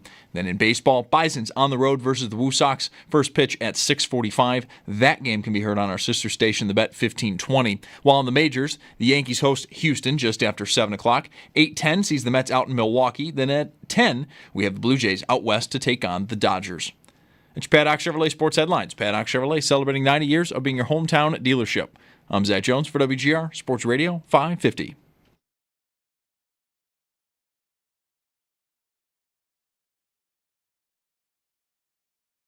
Yeah, I talked to Josh like a few days after I got drafted, and he's been somebody who I've really looked up to, and since coming here, just watching a ton of his tape and how he was able to operate Coach Dave's system and whatnot. So it's going to be kind of a surreal feeling to be on the same field with him. That is Giants rookie quarterback Jackson Dart out of Ole Miss. Expected to see action tomorrow. We just don't know who's starting for the Giants at quarterback. Brian Daboll and the Giants have not, at least as of a little while ago, we haven't heard anything definitive about what's going on there, but they did say earlier this week, Daboll specifically said earlier this week, that Dart would see action in the first preseason game. Again, we just don't know when. But the Giants traded back into the first round, right, in April's draft to get Dart. Mm-hmm. So presumably that's their plan moving forward. How soon they want to make that happen? They have Russell Wilson and Jameis Winston on the roster at this point. So you would assume that Russell Wilson starts the season as their number one quarterback. But how soon they pivot to Dart will be interesting to see. What did you think of him coming out? I liked him early on in the process. Cool name, good league, right. Watching the SEC. And then I sort of soured on it. I thought, I don't know if this is really, this guy's going to cut it. But the Giants have hitched. I think Daboll and Shane have to see that work. Otherwise, they're on pretty thin ice at this point, I think. I mean, Jackson Dart and Spencer Rattler, we've had some names, haven't we? Right. At quarterback here, right? Yeah, I think same thing with you. Kind of had some flash, but, I don't know. What's he really about? And big arm. Now we'll see. We'll see if it works. I thought, as the draft was going on in the process, you just started to hear his name more and more, that people liked him. They liked him more. They liked him more than you thought they liked him, right? That kind of thing. And here's Brian Daboll. I agree with you, though. The big thing I kept thinking was, well, you can't hitch your wagon to a rookie if you're Brian Daboll and Joe Shane. You just can't do that. And they're not, probably. It's Russell Wilson. But, boy, maybe do they have that much faith in Russell Wilson to be able to do well enough that they can kind of get through this and then they pivot to Jackson Dart? Because it just feels like they're really kind of setting themselves up for somebody else to coach Jackson Dart. You know what I mean? Right. To be honest with you. The thing I'm curious about the Giants is the other side of the ball. The Abdul Carter pick, they've already got Kayvon Thibodeau, who I know hasn't exactly smashed so far. But there's pass rush there. And I've always been a big Javon Holland fan. I don't know if there's, I know you have. Yes, he's a good player. He's been one of my favorites there. I'm glad to have him out of the division, if I'm being honest here. But there's pass rush there, right? I mean, they made the play for Burns in free agency last year. I think that's a pretty interesting group they've got over there. Dexter Lawrence is a heck of a player. Right. For sure. They're going to have to, but they're going to have to score points. And they're going to hope their defense can keep them in enough games to be able to score points. I don't hate their wide receivers. They're just kind of guys that kind of get the job done a lot of times. Darius Slayton, Wan'Dale Robinson, they've done some nice things. Malik Neighbors, of course, is fantastic, but he's dealing with some injuries. The toe injury they've talked about a little bit, and Kind of where is that going to lead all year? So Jalen Hyatt, they drafted a few years ago. We liked him a lot. I think you did too, coming out of the draft. Speed. Right. And that hasn't necessarily materialized, but I like a little bit of their wide receivers a little bit. So we'll see where they go. Tomorrow, if we see Jackson Dart, who else? Jameis Winston. That's right. Reminded me. Did you see the clip of Jameis Winston hitting the crossbar? No, I didn't. Oh, there's a viral clip going around. Brian Dable at the end of practice the other day, near the end, there was a walkthrough. He got everybody together and he said, all right, here's the deal. All 4 quarterbacks get one shot. If any of them hit the crossbar, walkthrough's done for the night. And Jameis Winston stood up and he looks at his teammates and he goes, well, we got Bible study at 3:30, so I hope to see you all there. Bam, hits a crossbar. Like, what is going on here? From how far out? I mean, it had to be about 25 yards. All right. Yeah, I don't know exactly, but it's pretty cool. Yeah, it's pretty cool. Love it. Yeah, that the personality there has always been off the charts, right? There's no question about that. No doubt. Right. 803-0550 is the number. You got a thought on the preseason opener tomorrow? Now is as good a time as any with Sal here for the rest of the show here. Mike is first up this segment. Hi, Mike. Thank you for calling. You're on the air. Yes. Good afternoon. I guess.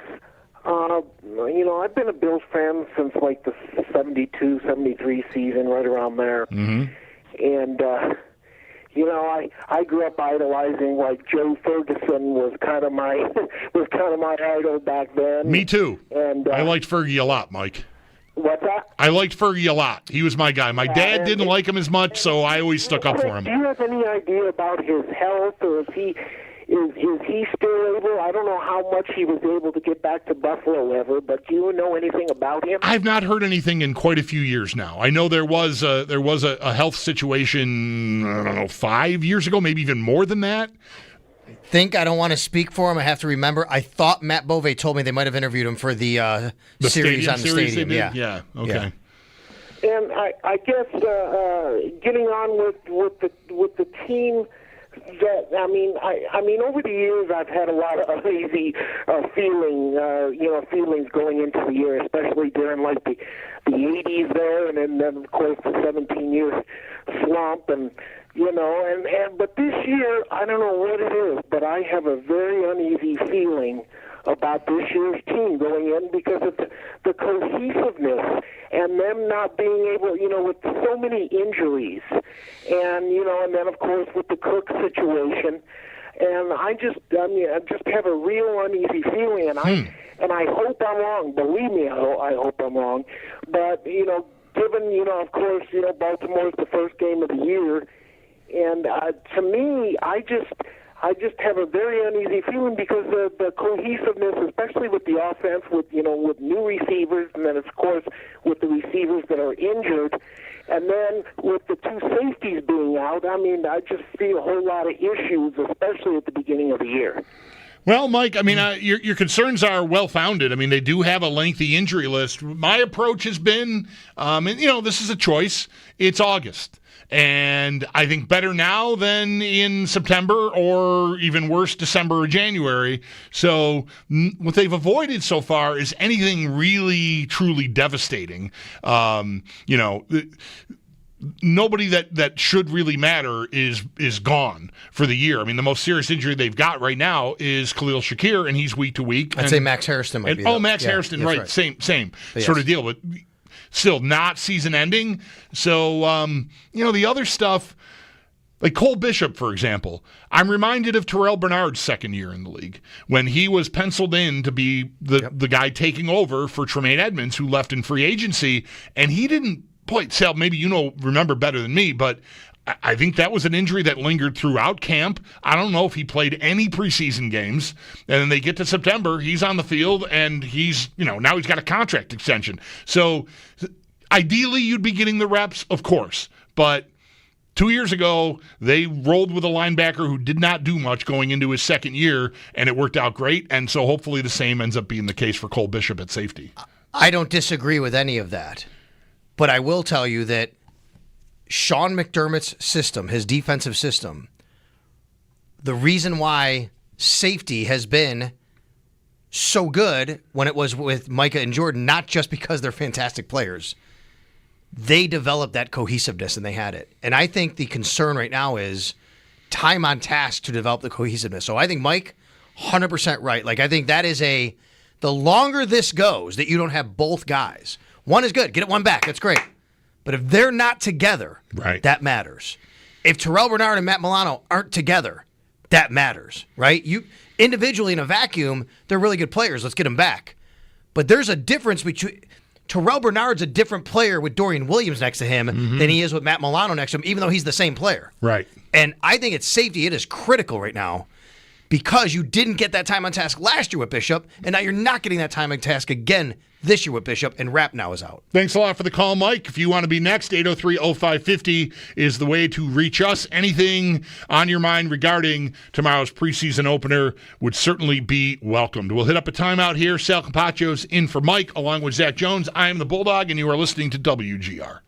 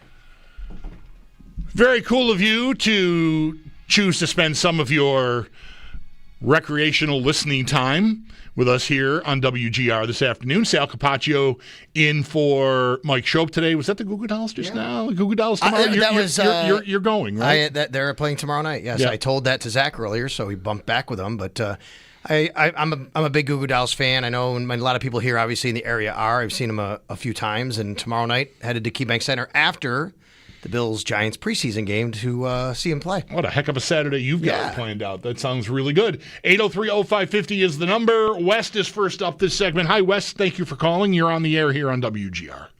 Hey, Bulldog. Thanks again for taking my call. And I'm happy to interact with Sal for the first time. I'm a big fan of your work, Sal. You do a great job, just like everyone at GR does. Thank you, and I appreciate that, West. Yeah, you're welcome, sir.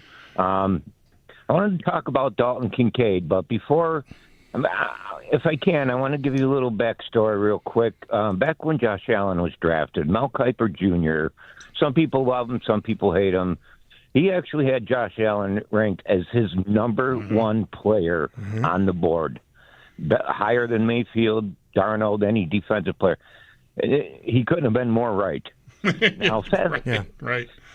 Fast forward to the year we drafted Kincaid. I don't remember if Dorsey was still the coordinator or if they had already switched to Brady. He was, okay. Yep. But I remember Kiper saying that Kincaid had the best hands in the draft among all tight ends or receivers. Now, I know we switched to a everyone eats game, and Kincaid's never going to get the target share that, he might have or some other top tight ends in the league. But I still have faith in him because, for whatever reasons, he struggled the first couple years. But if he can just catch everything that Allen throws to him, right. I still think he can be a huge part of this offense. And that's with Cook on the field or not on the field. It really, I think Kincaid. What have you seen in practice so far, Sal? And how do you think he's going to do this year? Yeah, well, let me start with a couple of things here first, West.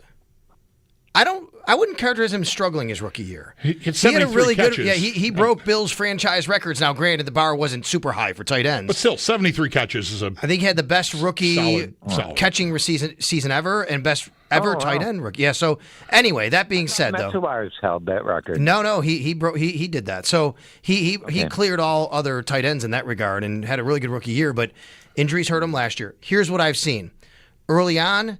Rapport with Josh looked pretty good. They're out there. Then he gets hurt, and you're like, oh, my God, here we go. Like his knee soreness, I should say. Not hurt, but knee soreness. I'm telling you, the last few days, he's smashed pretty well.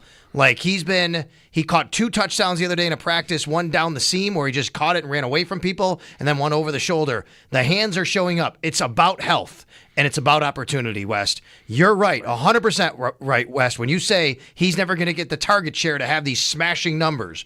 I don't need the target share. I just need him to make plays and catches and be on the field to have those matchups in those critical moments. Yeah, and thank you, Wes, for the call. And I need Allen to be accurate finding him down the field because last year the numbers on that were just atrocious. And that could have been him not getting to his spots because of his health, whatever it is. But that needs to work, and it's a huge year for that. Like, if he has another year like last year and it's uneven because of health or whatever, and the numbers are like they were last year, it's going to be tough to refer to him as anything but a bust, I think. Yeah. So it's a big, big year. And I'm sure he knows that. I'm sure the team knows that. Yeah, remember, at the end of this year, they have to decide on his 5th-year option for 2 years from then. Right.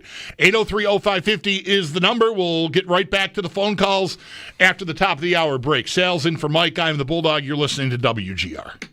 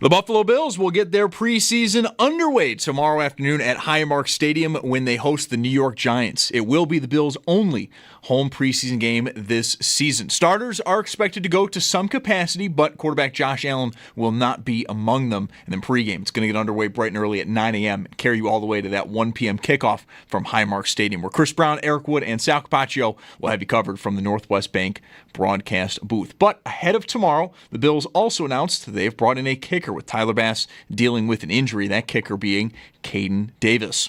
Tonight, though, we do have 3 games in action, just one, though, on the NFL Network, 7 p.m. Panthers hosting the Browns, and for Cleveland, it is rookie Shedeur Sanders who gets the start at quarterback and is expected to play much of tonight. Also at 7, Detroit at Atlanta. Then at 7:30, it's the Patriots hosting the Washington Commanders.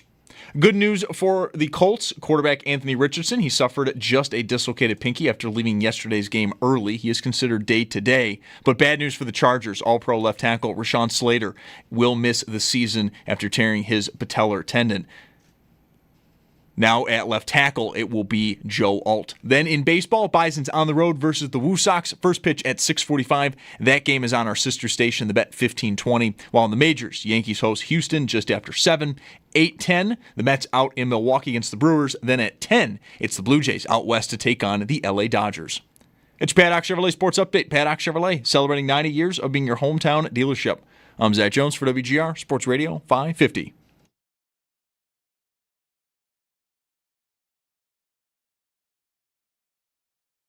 It's Mike Schopp. We were having a very serious conversation about mayonnaise here. And the Bulldog. And don't even talk to me about weed. On WGR Sports Radio 550. All right, 5 o'clock on a Friday. Happy hours here, everyone. Glad to have you with us. I have a question I have to ask you. I'm just running across something on social media. I'm like, okay. Bulldog might know this. I have no idea. It doesn't have anything to do with the WNBA and... no, it does not. Okay. It has to do with Zach Bryan. Do you know Zach Bryan? Zach Bryan, Luke Bryan, Luke Bryant, Combs. right? Like, is it? Yeah. I don't know Zach Bryan. I think is he a country singer? Yeah. I think they all are. But I have trouble keeping the Bryans straight. Anyway, you want to know about which one now? Zach or Luke? Zach. Zach, okay. Zach, I don't know the backstory on this. I just happened to read a tweet that he wrote. Someone wrote to him that he's singling out a fan base about something, and he said, please understand, I will never play Kansas City. I will never play in Kansas City. And I'm like, what is this all about? I don't know. I see, I confuse the two of them. Yeah. So I don't... One of them there was some backstory of like the girlfriend and like mistreatment or something, and maybe she's affiliated with Barstool or something. Like there's been something there, I think, with one of them, and I should stop talking. That is as far as I can venture into. Maybe the bullpen can help me out here in real time. I'm not. What is the Zach Bryan won't play in Kansas City story? Is it something like really serious? Is it something sports related? Is it something I don't politically know. related? Yeah. I'm just curious. I thought that was like, what is going on here? Yeah, I don't know. Yeah. All right. Yeah. Headlines you never thought you'd see. Cryptocurrency company takes credit for sex object tossing on the what world? Where are we? A timeline. I mean, what is happening? All of the AI generated Facebook things I'm seeing are just so bad now. They're so unbelievable, and people actually believe them. I mean, they believe them, and I'm like, Josh Allen's adopting babies around the world every day now. The sports content that I see on my Facebook feed. Yeah, it's borderline criminal because, like, thankfully my parents don't have the internet. If they did and they had Facebook accounts, I feel like every other day my dad would be calling me like, "Why is Matt Milano yelling at the rookie offensive lineman?" I'm like, "That's not real, Dad. Right? It's not real." I mean, I saw one the other day. Like the training camp is about to open, and there's this story on. I go on Facebook and I see some AI thing about. Former Bill Mac Holland says how much he regrets signing with the Patriots. He wants to come back with the Bills. And I'm like, and people are believing it. I'm reading the comments. No, this isn't real. This is not real. Like, this is such a random thing to put on there, too, right? Please stop. Is this you who wrote he's an Eagles fan? Is that correct? Zach Bryan's an Eagles fan? Okay. Okay, thank you. That solves it, I guess. That explains that then. Yeah, he's not a secret Bills fan. No. As it turns out. And it's sports related, apparently. So yeah. So there you go. Yeah, all right. Let's fire it back up. 803-0550 is the number. We do have... Let's not forget about reverse AFC power rankings. We still, right? I'll do the Mike Show. That is still, all right. There it is. Gotta make it sound like ruffle the paper. I love it. But more calls right now. 803-0550 is the number. Let's get Dominic in right now. Hi, Dominic. Thanks for calling. You're on the air here on WGR. Hi. How's it going? I'm Dominic. All right, Dominic. It's nice to talk to you. So I would like to talk about James Cook not getting paid. Mm-hmm. And he's also not showing up to training. What is that? Well, he's there, actually.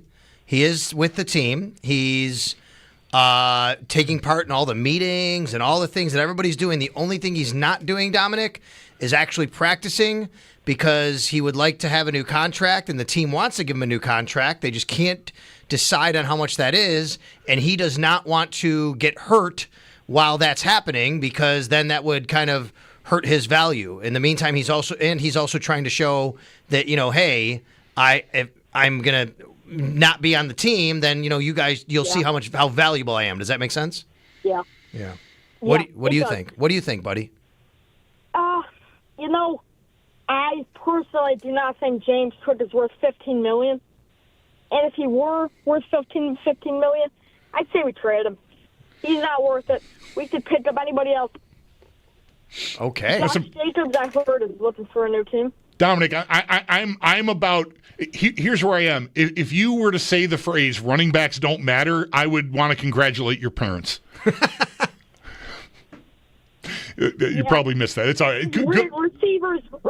My preference is the most important position on the field is QB. Without your QB, you're nothing. You're nothing. Wow, he is fired up. Dominic is fired up. All right, good deal. Yeah, love it. All right, good deal, Dominic. Let's go to Kevin up next. Hi, Kevin. Thanks for calling. You're on WGR. How you doing? I am calling in regards to, there was an article today on heavy.com in regards to James Cook, and when he came out of college, he was more of a receiving back, almost like compared to Alvin Kamara, and why the Bills are not utilizing him in that way, getting him more balls out of the backfield because he's so explosive and in free space. I was wondering, Bulldog or Sal, if you had any opinions on that. Well, I think James Cook's career has morphed a little bit here since the Bills got him.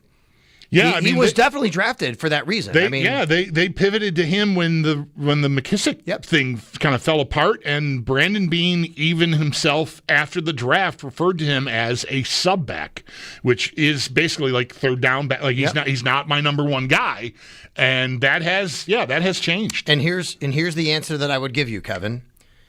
James Cook isn't the best pass blocker in the world. So if you put him on the field on third down, there's only so many options you're going to have with him that the defense completely knows, right? Which is James Cook's on the field. Well, I'm blitzing the quarterback and having an opportunity for this back who's smaller and not the best pass protector to get to him, or he's just going out there for a pass route. When you have Ty Johnson back there, or even Ray Davis now, it at least gives the defense something else to think about on third down. So it's not as easy for any fan just to look and say, why don't you throw the ball to James Cook out of the backfield more? You could do that on first and second down. That's right. You could do that. He's also a really good running back. What I mean by his career morphing is he's become an excellent running back between the tackles. Yep. The Bills see a lot of lighter boxes and less guys in the box because teams have to respect Josh Allen and what he has to do throwing the ball. That's James Cook time, right? So I think all of this is a part of the puzzle and a part of the pie. Whatever article you read is not incorrect. They drafted him to be a third down to be a receiving back. But to be a receiving back, a lot of times that includes making sure you're catching the ball on third down. Well, to do that, you have to be on the field on third down, and they don't trust him as much to be on the field on third down. You have to be a good pass blocker to be on third down. That's right.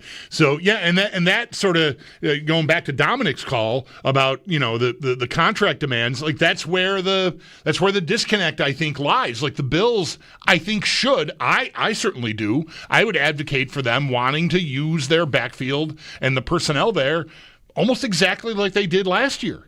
And so that limits how much Cook is going to be on the field. 47 or 48% of the snaps last year, because of this third down thing. Like, as Josh Allen, on one hand, the other day is talking about how much they love James Cook and want to see everybody get their money, and we understand what's going on. He also will tell you he thinks Ty Johnson, say what you will about this, is the best third down back in the league. So, like, your quarterback is telling you both things. Like, we certainly want James Cook here, but he's also telling you we value the guy that plays that third down role enough for me to call him the best third down back in the league. I don't want to change. I don't want to see the Bills change any single thing about how they handle their backfield reps. I think it's a perfect system.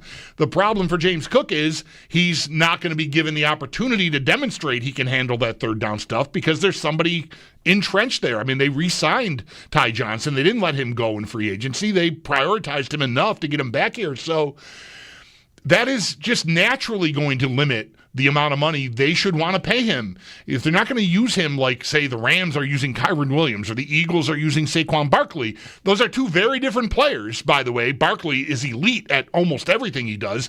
Kyren Williams, I don't think I would want him over James Cook if I were putting my football team together, but he is more versatile. He's more trusted. He's on the field more. He plays all three downs for the Rams. He's close to 90% snap share, which is almost twice what Cook is. So, and he didn't get anywhere near $15 million. He got 11 a year and 23 guaranteed. So the sweet spot for Cook has got to be more in that range than it is up in the mid-teens, I would say. And so I don't know. How are you feeling as we go through this hold-in process about Cook and about, I don't know, is there optimism getting a deal done? I have not sensed any sort of change in the Bills' position. I think they'd like to do something, but it's got to be at a number that they're going to want to live with. And we haven't gotten close enough yet. So I don't know. Like, are you sensing something in the air there that could come? I don't think imminently, but I do think there's motivation on both sides to get something done. Like, I'll read you a tweet we got a little while ago. All right, this is a tweet from AD. It says, Sal and Bulldog, it's clear from Bean's remarks he dislikes holdouts in principle. Yeah, or hold-ins, I guess. This is his first. He said, what did he say with Jeremy and Joe? 9 years here, it's the first time this has happened. Right. It's disappointing for me. And he takes pride, right? Sure. That's prideful, no doubt about it. He said, so how can he turn around and reward Cook with a new contract? It would set precisely the precedent he wants to avoid. I don't think it's about that. It's not about rewarding James Cook and saying, and then he said if he does, he would cave. I think this is agent-driven. This is James Cook. I think the Bills feel James Cook is probably getting bad advice, that he should have not handled it this way. They're not happy with it, but that's not personal against James Cook. So AD or anybody else, any contract James Cook gets, I don't think it's caving. I think it's, hey, let's try to work something out, but it takes two to make this work out. Yep. I don't think Brandon Beane is about to just give everything that James Cook and his agent want. They need James Cook and his agent to want to come together on some sort of deal. I think there's motivation on both sides. They want to get this done. How long it lasts, how long it goes, I'm not really sure. It's a great question, but I don't think it's just got to be black and white that one side has to give into the other. It has to be both sides thinking, let's try to find some middle ground here, which I think at least from what I look at, the way the Bills are trying to do. Yeah. Caving. I mean, it's the NFL. Right. This happens, right? The Bills have had, like Bean said earlier this week, the smoothest trip in this regard you could have for all these years here. It stands to reason that eventually someone is not going to just take the first deal that gets thrown in front of them. And, I don't think that it would set a bad precedent. That regardless of what's going on with James Cook, there will probably be another one of these someday, somewhere, somehow. It's just stands to reason. I mean, it's just business in the NFL. Guys have that opportunity. Like, it's just, we're so far from the he's got a contract, shut up and play. Like, I mean, that's been gone for 20 years. I just feel like people that come out with that kind of a take have not been paying attention to the way the business is done in the league. I mean, theoretically, of course, I understand what you're saying. Yes, the person signed that piece of paper and made that deal, but they get torn up and done over all the time. How come you know what I never hear? How come I never hear the other side where people say, well, the team signed a deal, they should honor it when a guy gets cut? Right. If you can get cut in the NFL, team signed a deal, they can cut you. So anybody who says, shut up and play, you signed a contract. Well, do you think the same thing about a team that signed a contract but cuts a player after 2 years? I mean, let's take Bale Inspector. They signed a contract, a 4-year contract. He hasn't been able to perform and be on the field. Mm-hmm. They released him. I don't hear one Bills fan saying the Bills should they should honor that contract. That wasn't fair. That wasn't fair. They signed him. Right. That's not how it works. That's the way the game is. 803-0550 is the number. Thank you for the call. Greg is next up. Hi, Greg. Thanks for calling. You're on WGR. Hi. How are you? Great. Good. Thanks. I just want to give my opinion on why I think that Cook is having such a hard time signing the contract that he wants. It's just a change of the game over the past 20 years. You know, a running back years ago, Thurman Thomas type guy could be on the field 3 downs. You know, like Saquon Barkley, those guys don't exist anymore. It's very, very rare. So the change in the game and having a guy that's an elite athlete at a running back position that can actually go out into the field but also be a pass protection guy, it's very, very rare. And I think the root cause of that is because college football and the NFL are so different. It's just you have the lines and the interior of the game. You have much more strength, much more power, and I don't think a lot of guys can make that transition. That's my opinion. All right. Weekend. Thank you for the call, Greg. Appreciate it very much. Yeah, man. You mentioned Thurman Thomas there. And I don't know how much you've ever talked to Thurman Thomas about the amount of pride he took in his pass blocking. Mm-hmm. But I mean, he was fierce about it. Yes. I sat. It's one of my favorite stories ever. It's story time with Uncle Bulldog. Sure. Okay. I'm not sure if I've ever told you this, or maybe you've heard it over the years. My first or second training camp covering the team down in Fredonia, like. I was like you going down there. I was doing my nighttime show, 5 hours, working out of like a construction trailer on campus. But we lived down there Monday to Friday. I would go home on the weekends, but it was like a month, right? And so, you know, going into town on a Wednesday night after a day of work, I'd get done at 11 o'clock. And I went out one time with Vic Carucci and Leo Roth. Leo worked with the DNC. Covering the Bills on the beat. And the three of us went out and we went to, the popular spot in Fredonia. And at the time, I think Vic had already written a book with Jim Kelly or was working on a book with Jim Kelly. Either way, Vic sort of fell in. We went into this bar, and there's a Kelly group, like him and his brothers and Alex Van Pelt at the bar. And Vic sort of fell in with them and left Leo and I sitting at the bar at the end of a long line of people, right? And at the elbow of the bar, like sort of ruling over the whole thing, are sitting Bruce and Thurman. Right? And they keep buying shots for like a line of people that ends with Leo and myself, right? And after like maybe the third time the bartender poured us the drinks, maybe the fourth time Thurman yelled out, "Shots again," right down the line. The bartender stopped when he got to me and said back to Thurman, like yelled back to Thurman, "Are you sure? Like, who are these guys? Are you sure you want them in on this?" And Thurman, in this packed bar, yelled out, "Do I know who that is? That's the blankety blanking Bulldog." And I was like, this is the coolest moment of my adult life right now. Like, this is the greatest thing that's ever happened to me. Right? So the night winds on. Eventually, Kelly and that group, they leave. And I think Vic left with them to go somewhere else. And Leo and I are sitting there, and it's getting late, and it's closing time. And we end up sitting at that corner of the bar with Thurman and Bruce for, like, I don't know, an hour maybe after closing. And the two of them talking, and Thurman talking about pass blocking, and Bruce complaining about guys going low. Yeah. And Thurman being like, "Dude, you weigh 280 pounds. I'm taking your knees out." Like, it was so animated. It was so awesome. And he was just not having it. Like, I don't care that you're worried about getting hurt. I got to get you on the ground. That's it. It was such a cool moment to be sitting there with the two of them like that. That's amazing. That is amazing. Such a cool memory. You know, for the caller, that's right. The game has changed like that, right? Whereas the game is played way differently, where you don't have these. You can't block like that anymore. You can't, that's right, and you don't have these workhorse backs, and a lot of times you don't have guys that are generally on the field all the time. It's the same thing on defense a lot. There's nickel defense. There's dime defense. Right. When we grew up, there was some of that. Some teams played it more.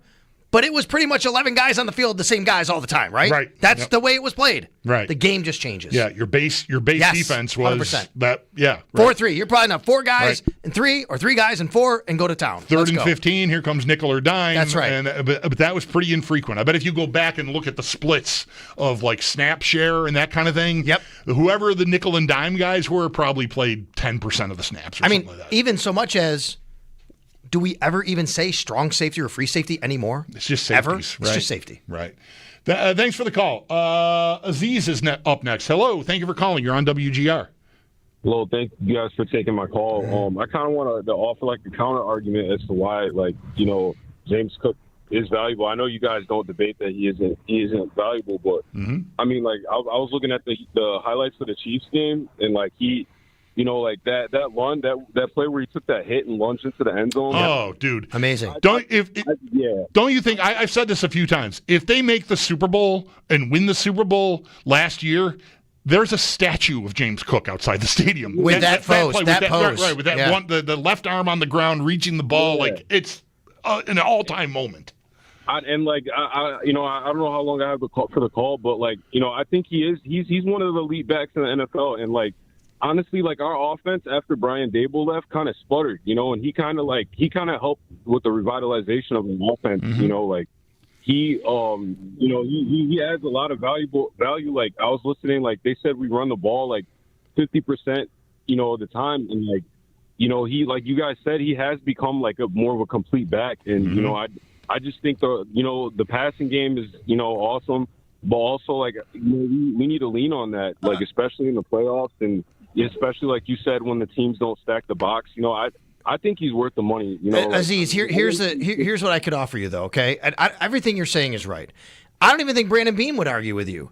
The question is, how much is that worth relative to what you're paying the rest of your team and a $50 million quarterback, and comparably to the top running backs in the league who are getting paid like Saquon Barkley, Christian McCaffrey, and Derrick Henry are all the only guys making $15 million or more. I don't think Brandon Beam would argue with a darn word you just said, to be quite honest with you, Aziz. I think that what the argument is how much is that actually worth, though? Is that $15 million? Is it $10 million? Comparable to the league and how we structure our team. Yeah. I really hope they work it out. Cause like, you know, again, I think he's a valuable piece to the team. And, you know, no doubt.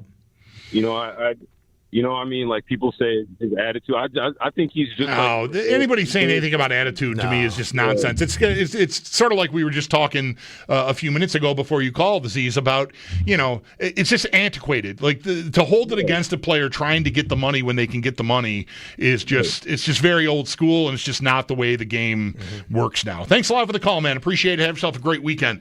We'll hit a timeout.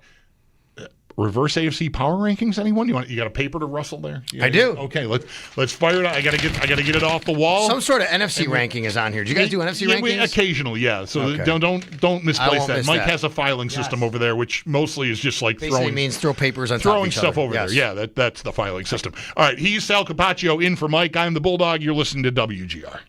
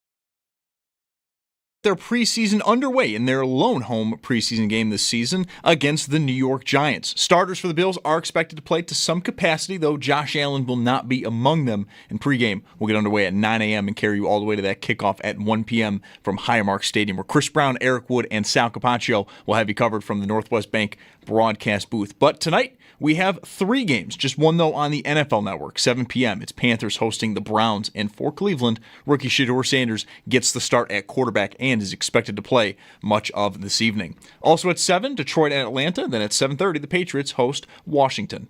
It's your Padoc Chevrolet Sports Headlines. Padoc Chevrolet celebrating 90 years of being your hometown dealership. I'm Zach Jones for WGR Sports Radio 550.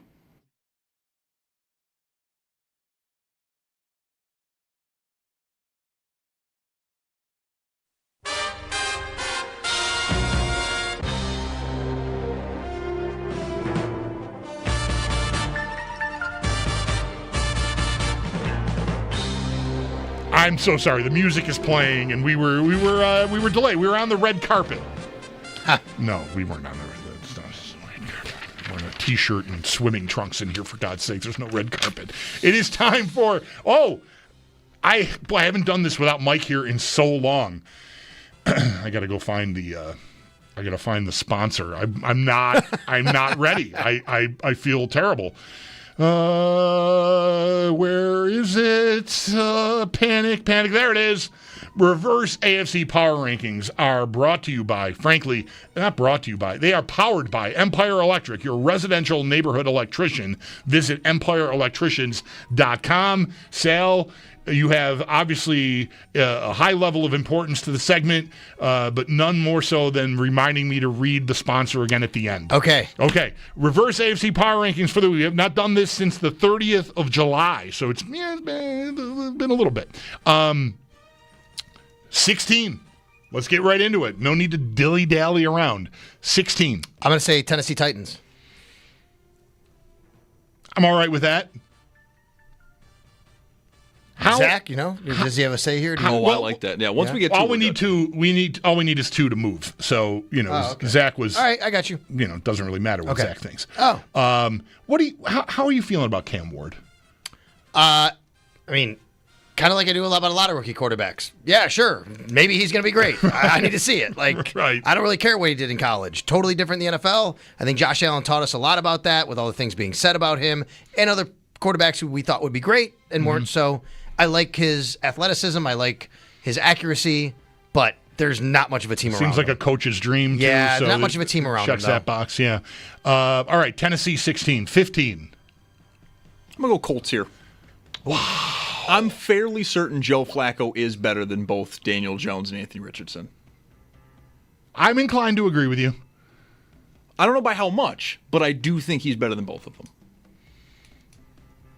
What do you think of that? Man, are they that bad as a team, though? To put them down here? That's the thing. I love their Up roster. here? I am an A.D. Mitchell fanatic. Tyler Warren's going to be great. They have. I can't see how they're going to score points. You know what? Just so I'm going to go with Zach on this, even though Sal is balking. I'm going to vote Indy, in large part because I just want to see how Mike reacts when he sees them there in this spot when he gets back from vacation. You going to do it then? See them at 15. So Indy. That's fine. I got you. Okay. Indy is 15. 14. You or me? You're right. Doesn't matter. Just blur out a team. I see. You don't have to take turns. You got a strong I'm going to say feeling to Raiders. say it. Oh, Mike's going to be so upset. What do they have? Geno Smith? Right. What are their defense? What do they have? That's the thing. Their defense is Max Crosby and a bunch of guys. But and relying on a rookie running back to carry the offense? But we are leaving Cleveland and the Jets on the board here. Yes, to put the Raiders in. I agree. I think the Raiders are worse than both those teams. I admire what you're doing and how you're going about it. I'm gonna say Browns. Okay. I'll go Cleveland too. All right. Okay.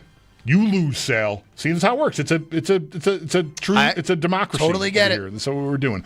13. Sal's on the Raiders. That's also how it works. Raiders. By the way, once you say a team, then you're stuck there. I'm going to say Raiders. I can go there.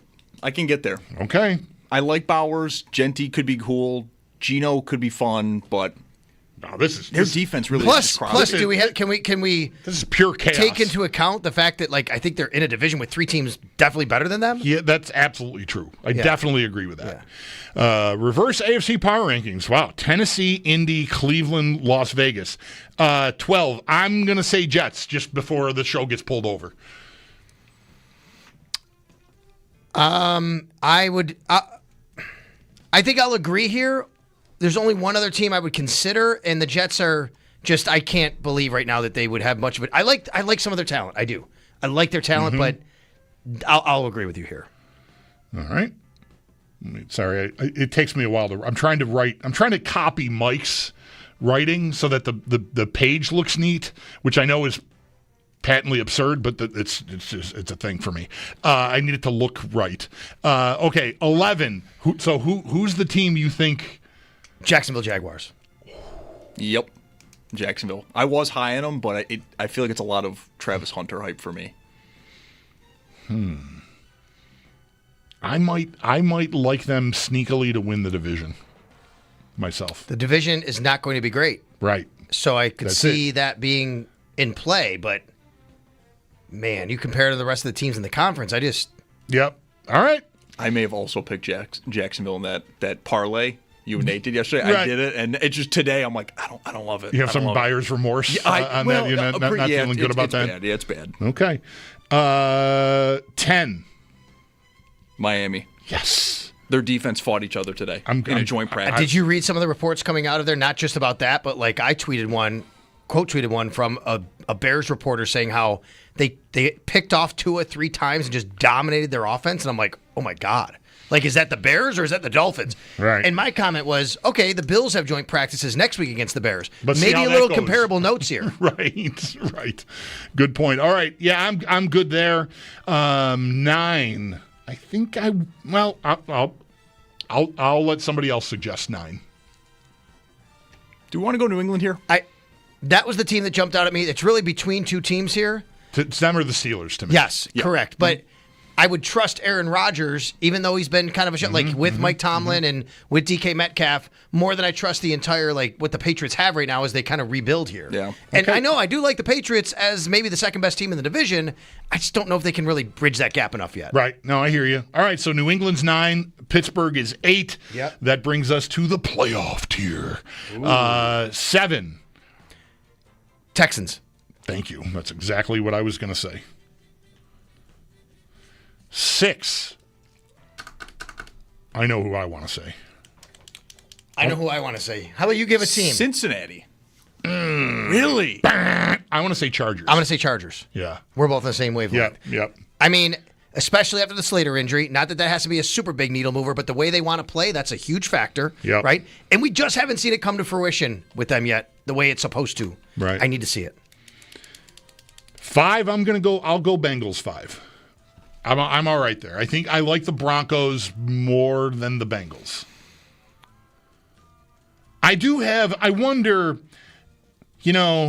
everybody's saying the same thing, right? Their defense, the Sammy P earlier. The starters were on the field against the twos, and they couldn't stop them. It was terrible. I wonder. Maybe they get turnover luck. I just wonder if that defense can even just sort of prove everybody wrong, even just be middle of the pack, the Bengals. Because I just think they were terrible last year, and so of course they're going to be terrible again, but defense can be erratic year to year. So I agree with you on the Bengals simply because of that, and if the defense is as bad as advertised, as good as the offense is, it's almost like they can't make any mistakes. They have to be great all the time. Right. And that's hard to sustain all the time in the NFL. All right. So I think there's only one choice left with the 4 teams that are left for the 4th spot. It's got to be Denver, because then we are graduating to the tier, the elite tier. And we'll see if anybody cracks in there, the Bengals or the Broncos or whomever. Who do you like for 3rd here? This is tough. I still don't totally trust the Chiefs' offensive line right now. I think I would go them 3. Mm-hmm. Albeit, I still think they have every bit of a look to win not only the AFC but the Super Bowl. That would because be, I think all three of these teams do. It's going to be 4 sessions in a row. I won't say 4 weeks in a row because we haven't done these every week, but KC has been in the 3 spot. And do you agree with that? 3 times. Yeah, I do. I do think the left tackle is Josh Simmons going to be a monster for them. Like I think they've solved that. That kid has looked fantastic so far. The only question about him when they drafted him was his health, coming off of an injury. But that's been full go here, and I think that's a big development for them. But that said, I still think third right now between the Bills, and the Ravens. Who do you like for 2, and then therefore for 1? I want to give Sal a chance. Putting to do me this the pressure on me because we're here every week, and I know how it's been going the last couple of weeks. Or actually, it's been different. It's been different. It changed the last 2 times we did it. We've had the teams in different order. I'll say that. It's such a homer because I'm going to say, listen, I think the Ravens could win this conference, but I trust the Bills quarterback more than I trust the Ravens quarterback. All right, and I'm writing it. And they're playing in Buffalo this year, which gives the Bills a little bit of an edge. We'll see how that plays out. The Ravens could have beat them there. I'm going to go with the Ravens at 2 here because of the quarterback trust factor, I think, overall. As much as I think Lamar is great, I do. Yep. There's nothing against Lamar, but when you put him in a bucket with Josh Allen, who do I trust more? I'm going to put Josh Allen. No, right I get now. it. Radio Sal Capaccio hates Lamar Jackson. That's right. I got it. That's exactly what I heard. I'm going to tweet that. Yeah. All right, good. We're done. Bills won. Wait. Do you agree? Yeah, no. It doesn't have to be just me. I'm with you. Yeah, we were Buffalo. Okay. I think, the last time. It takes 2. No, we're good. Okay. Baltimore at 2, Bills at 1. That has been Reverse AFC Power Rankings on WGR, powered by Empire Electrics. I didn't even need you to remind me. Your residential neighborhood electrician. Visit EmpireElectricians.com. Hit up a timeout here and back for more with Sal Capaccio. I am the Bulldog, and this is WGR.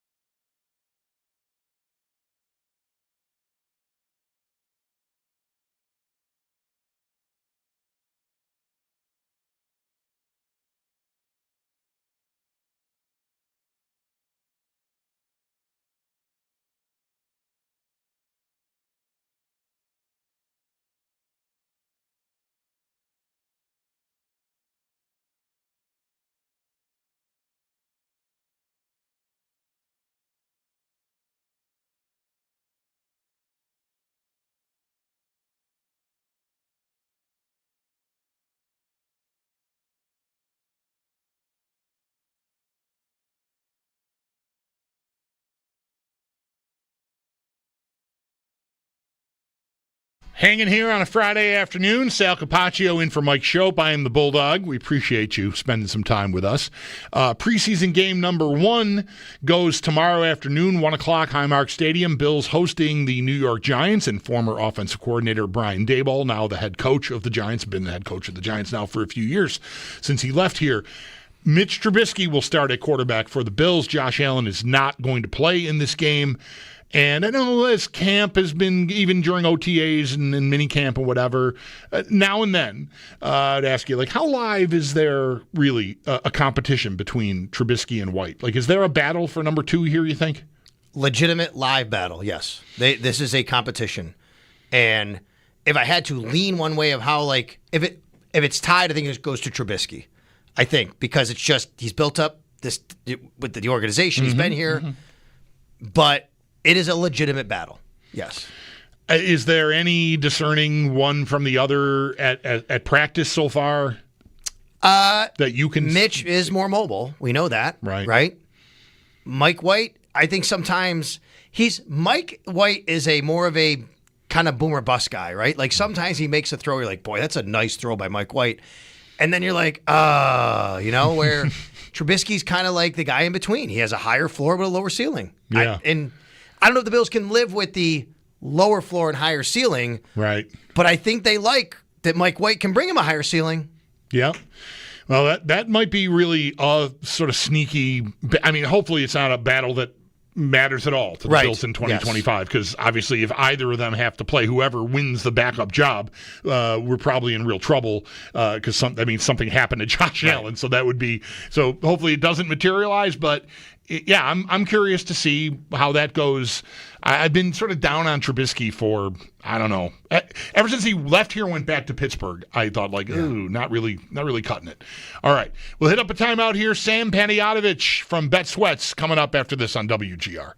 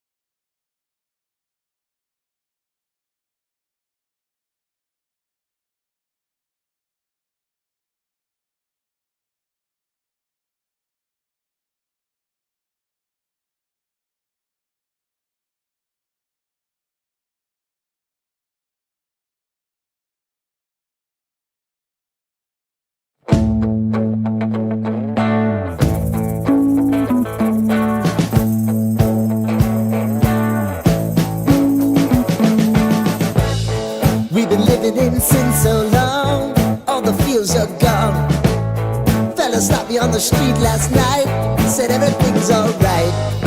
Roller coaster, make it through the day upright. It seems your meal ticket is gone, but life goes on. I could never imagine something better. Yeah, right. Now you're cooking on high heat in the middle of the street. Roller coaster, take me to a better time. Let's go! All sing your high line with the roller coaster of life.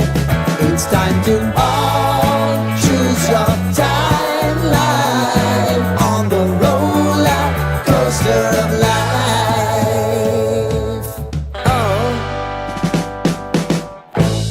You seem to easily forget how to place your bet. When everyday life gets you down, you gotta steal the crown. Got to own it. Don't bitch and moan about it, please. God forbid you scrape your knees, and it's nothing to sneeze at.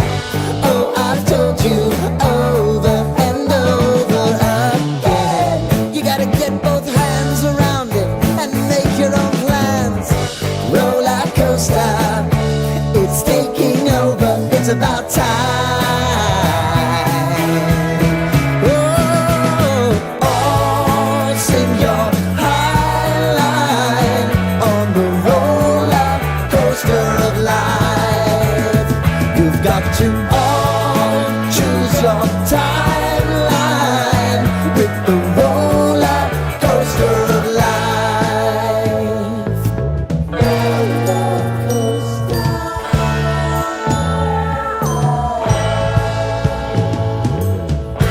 I want to go down the rabbit hole, down the rabbit hole of life. And now it's about to leave. Oh, roller coaster.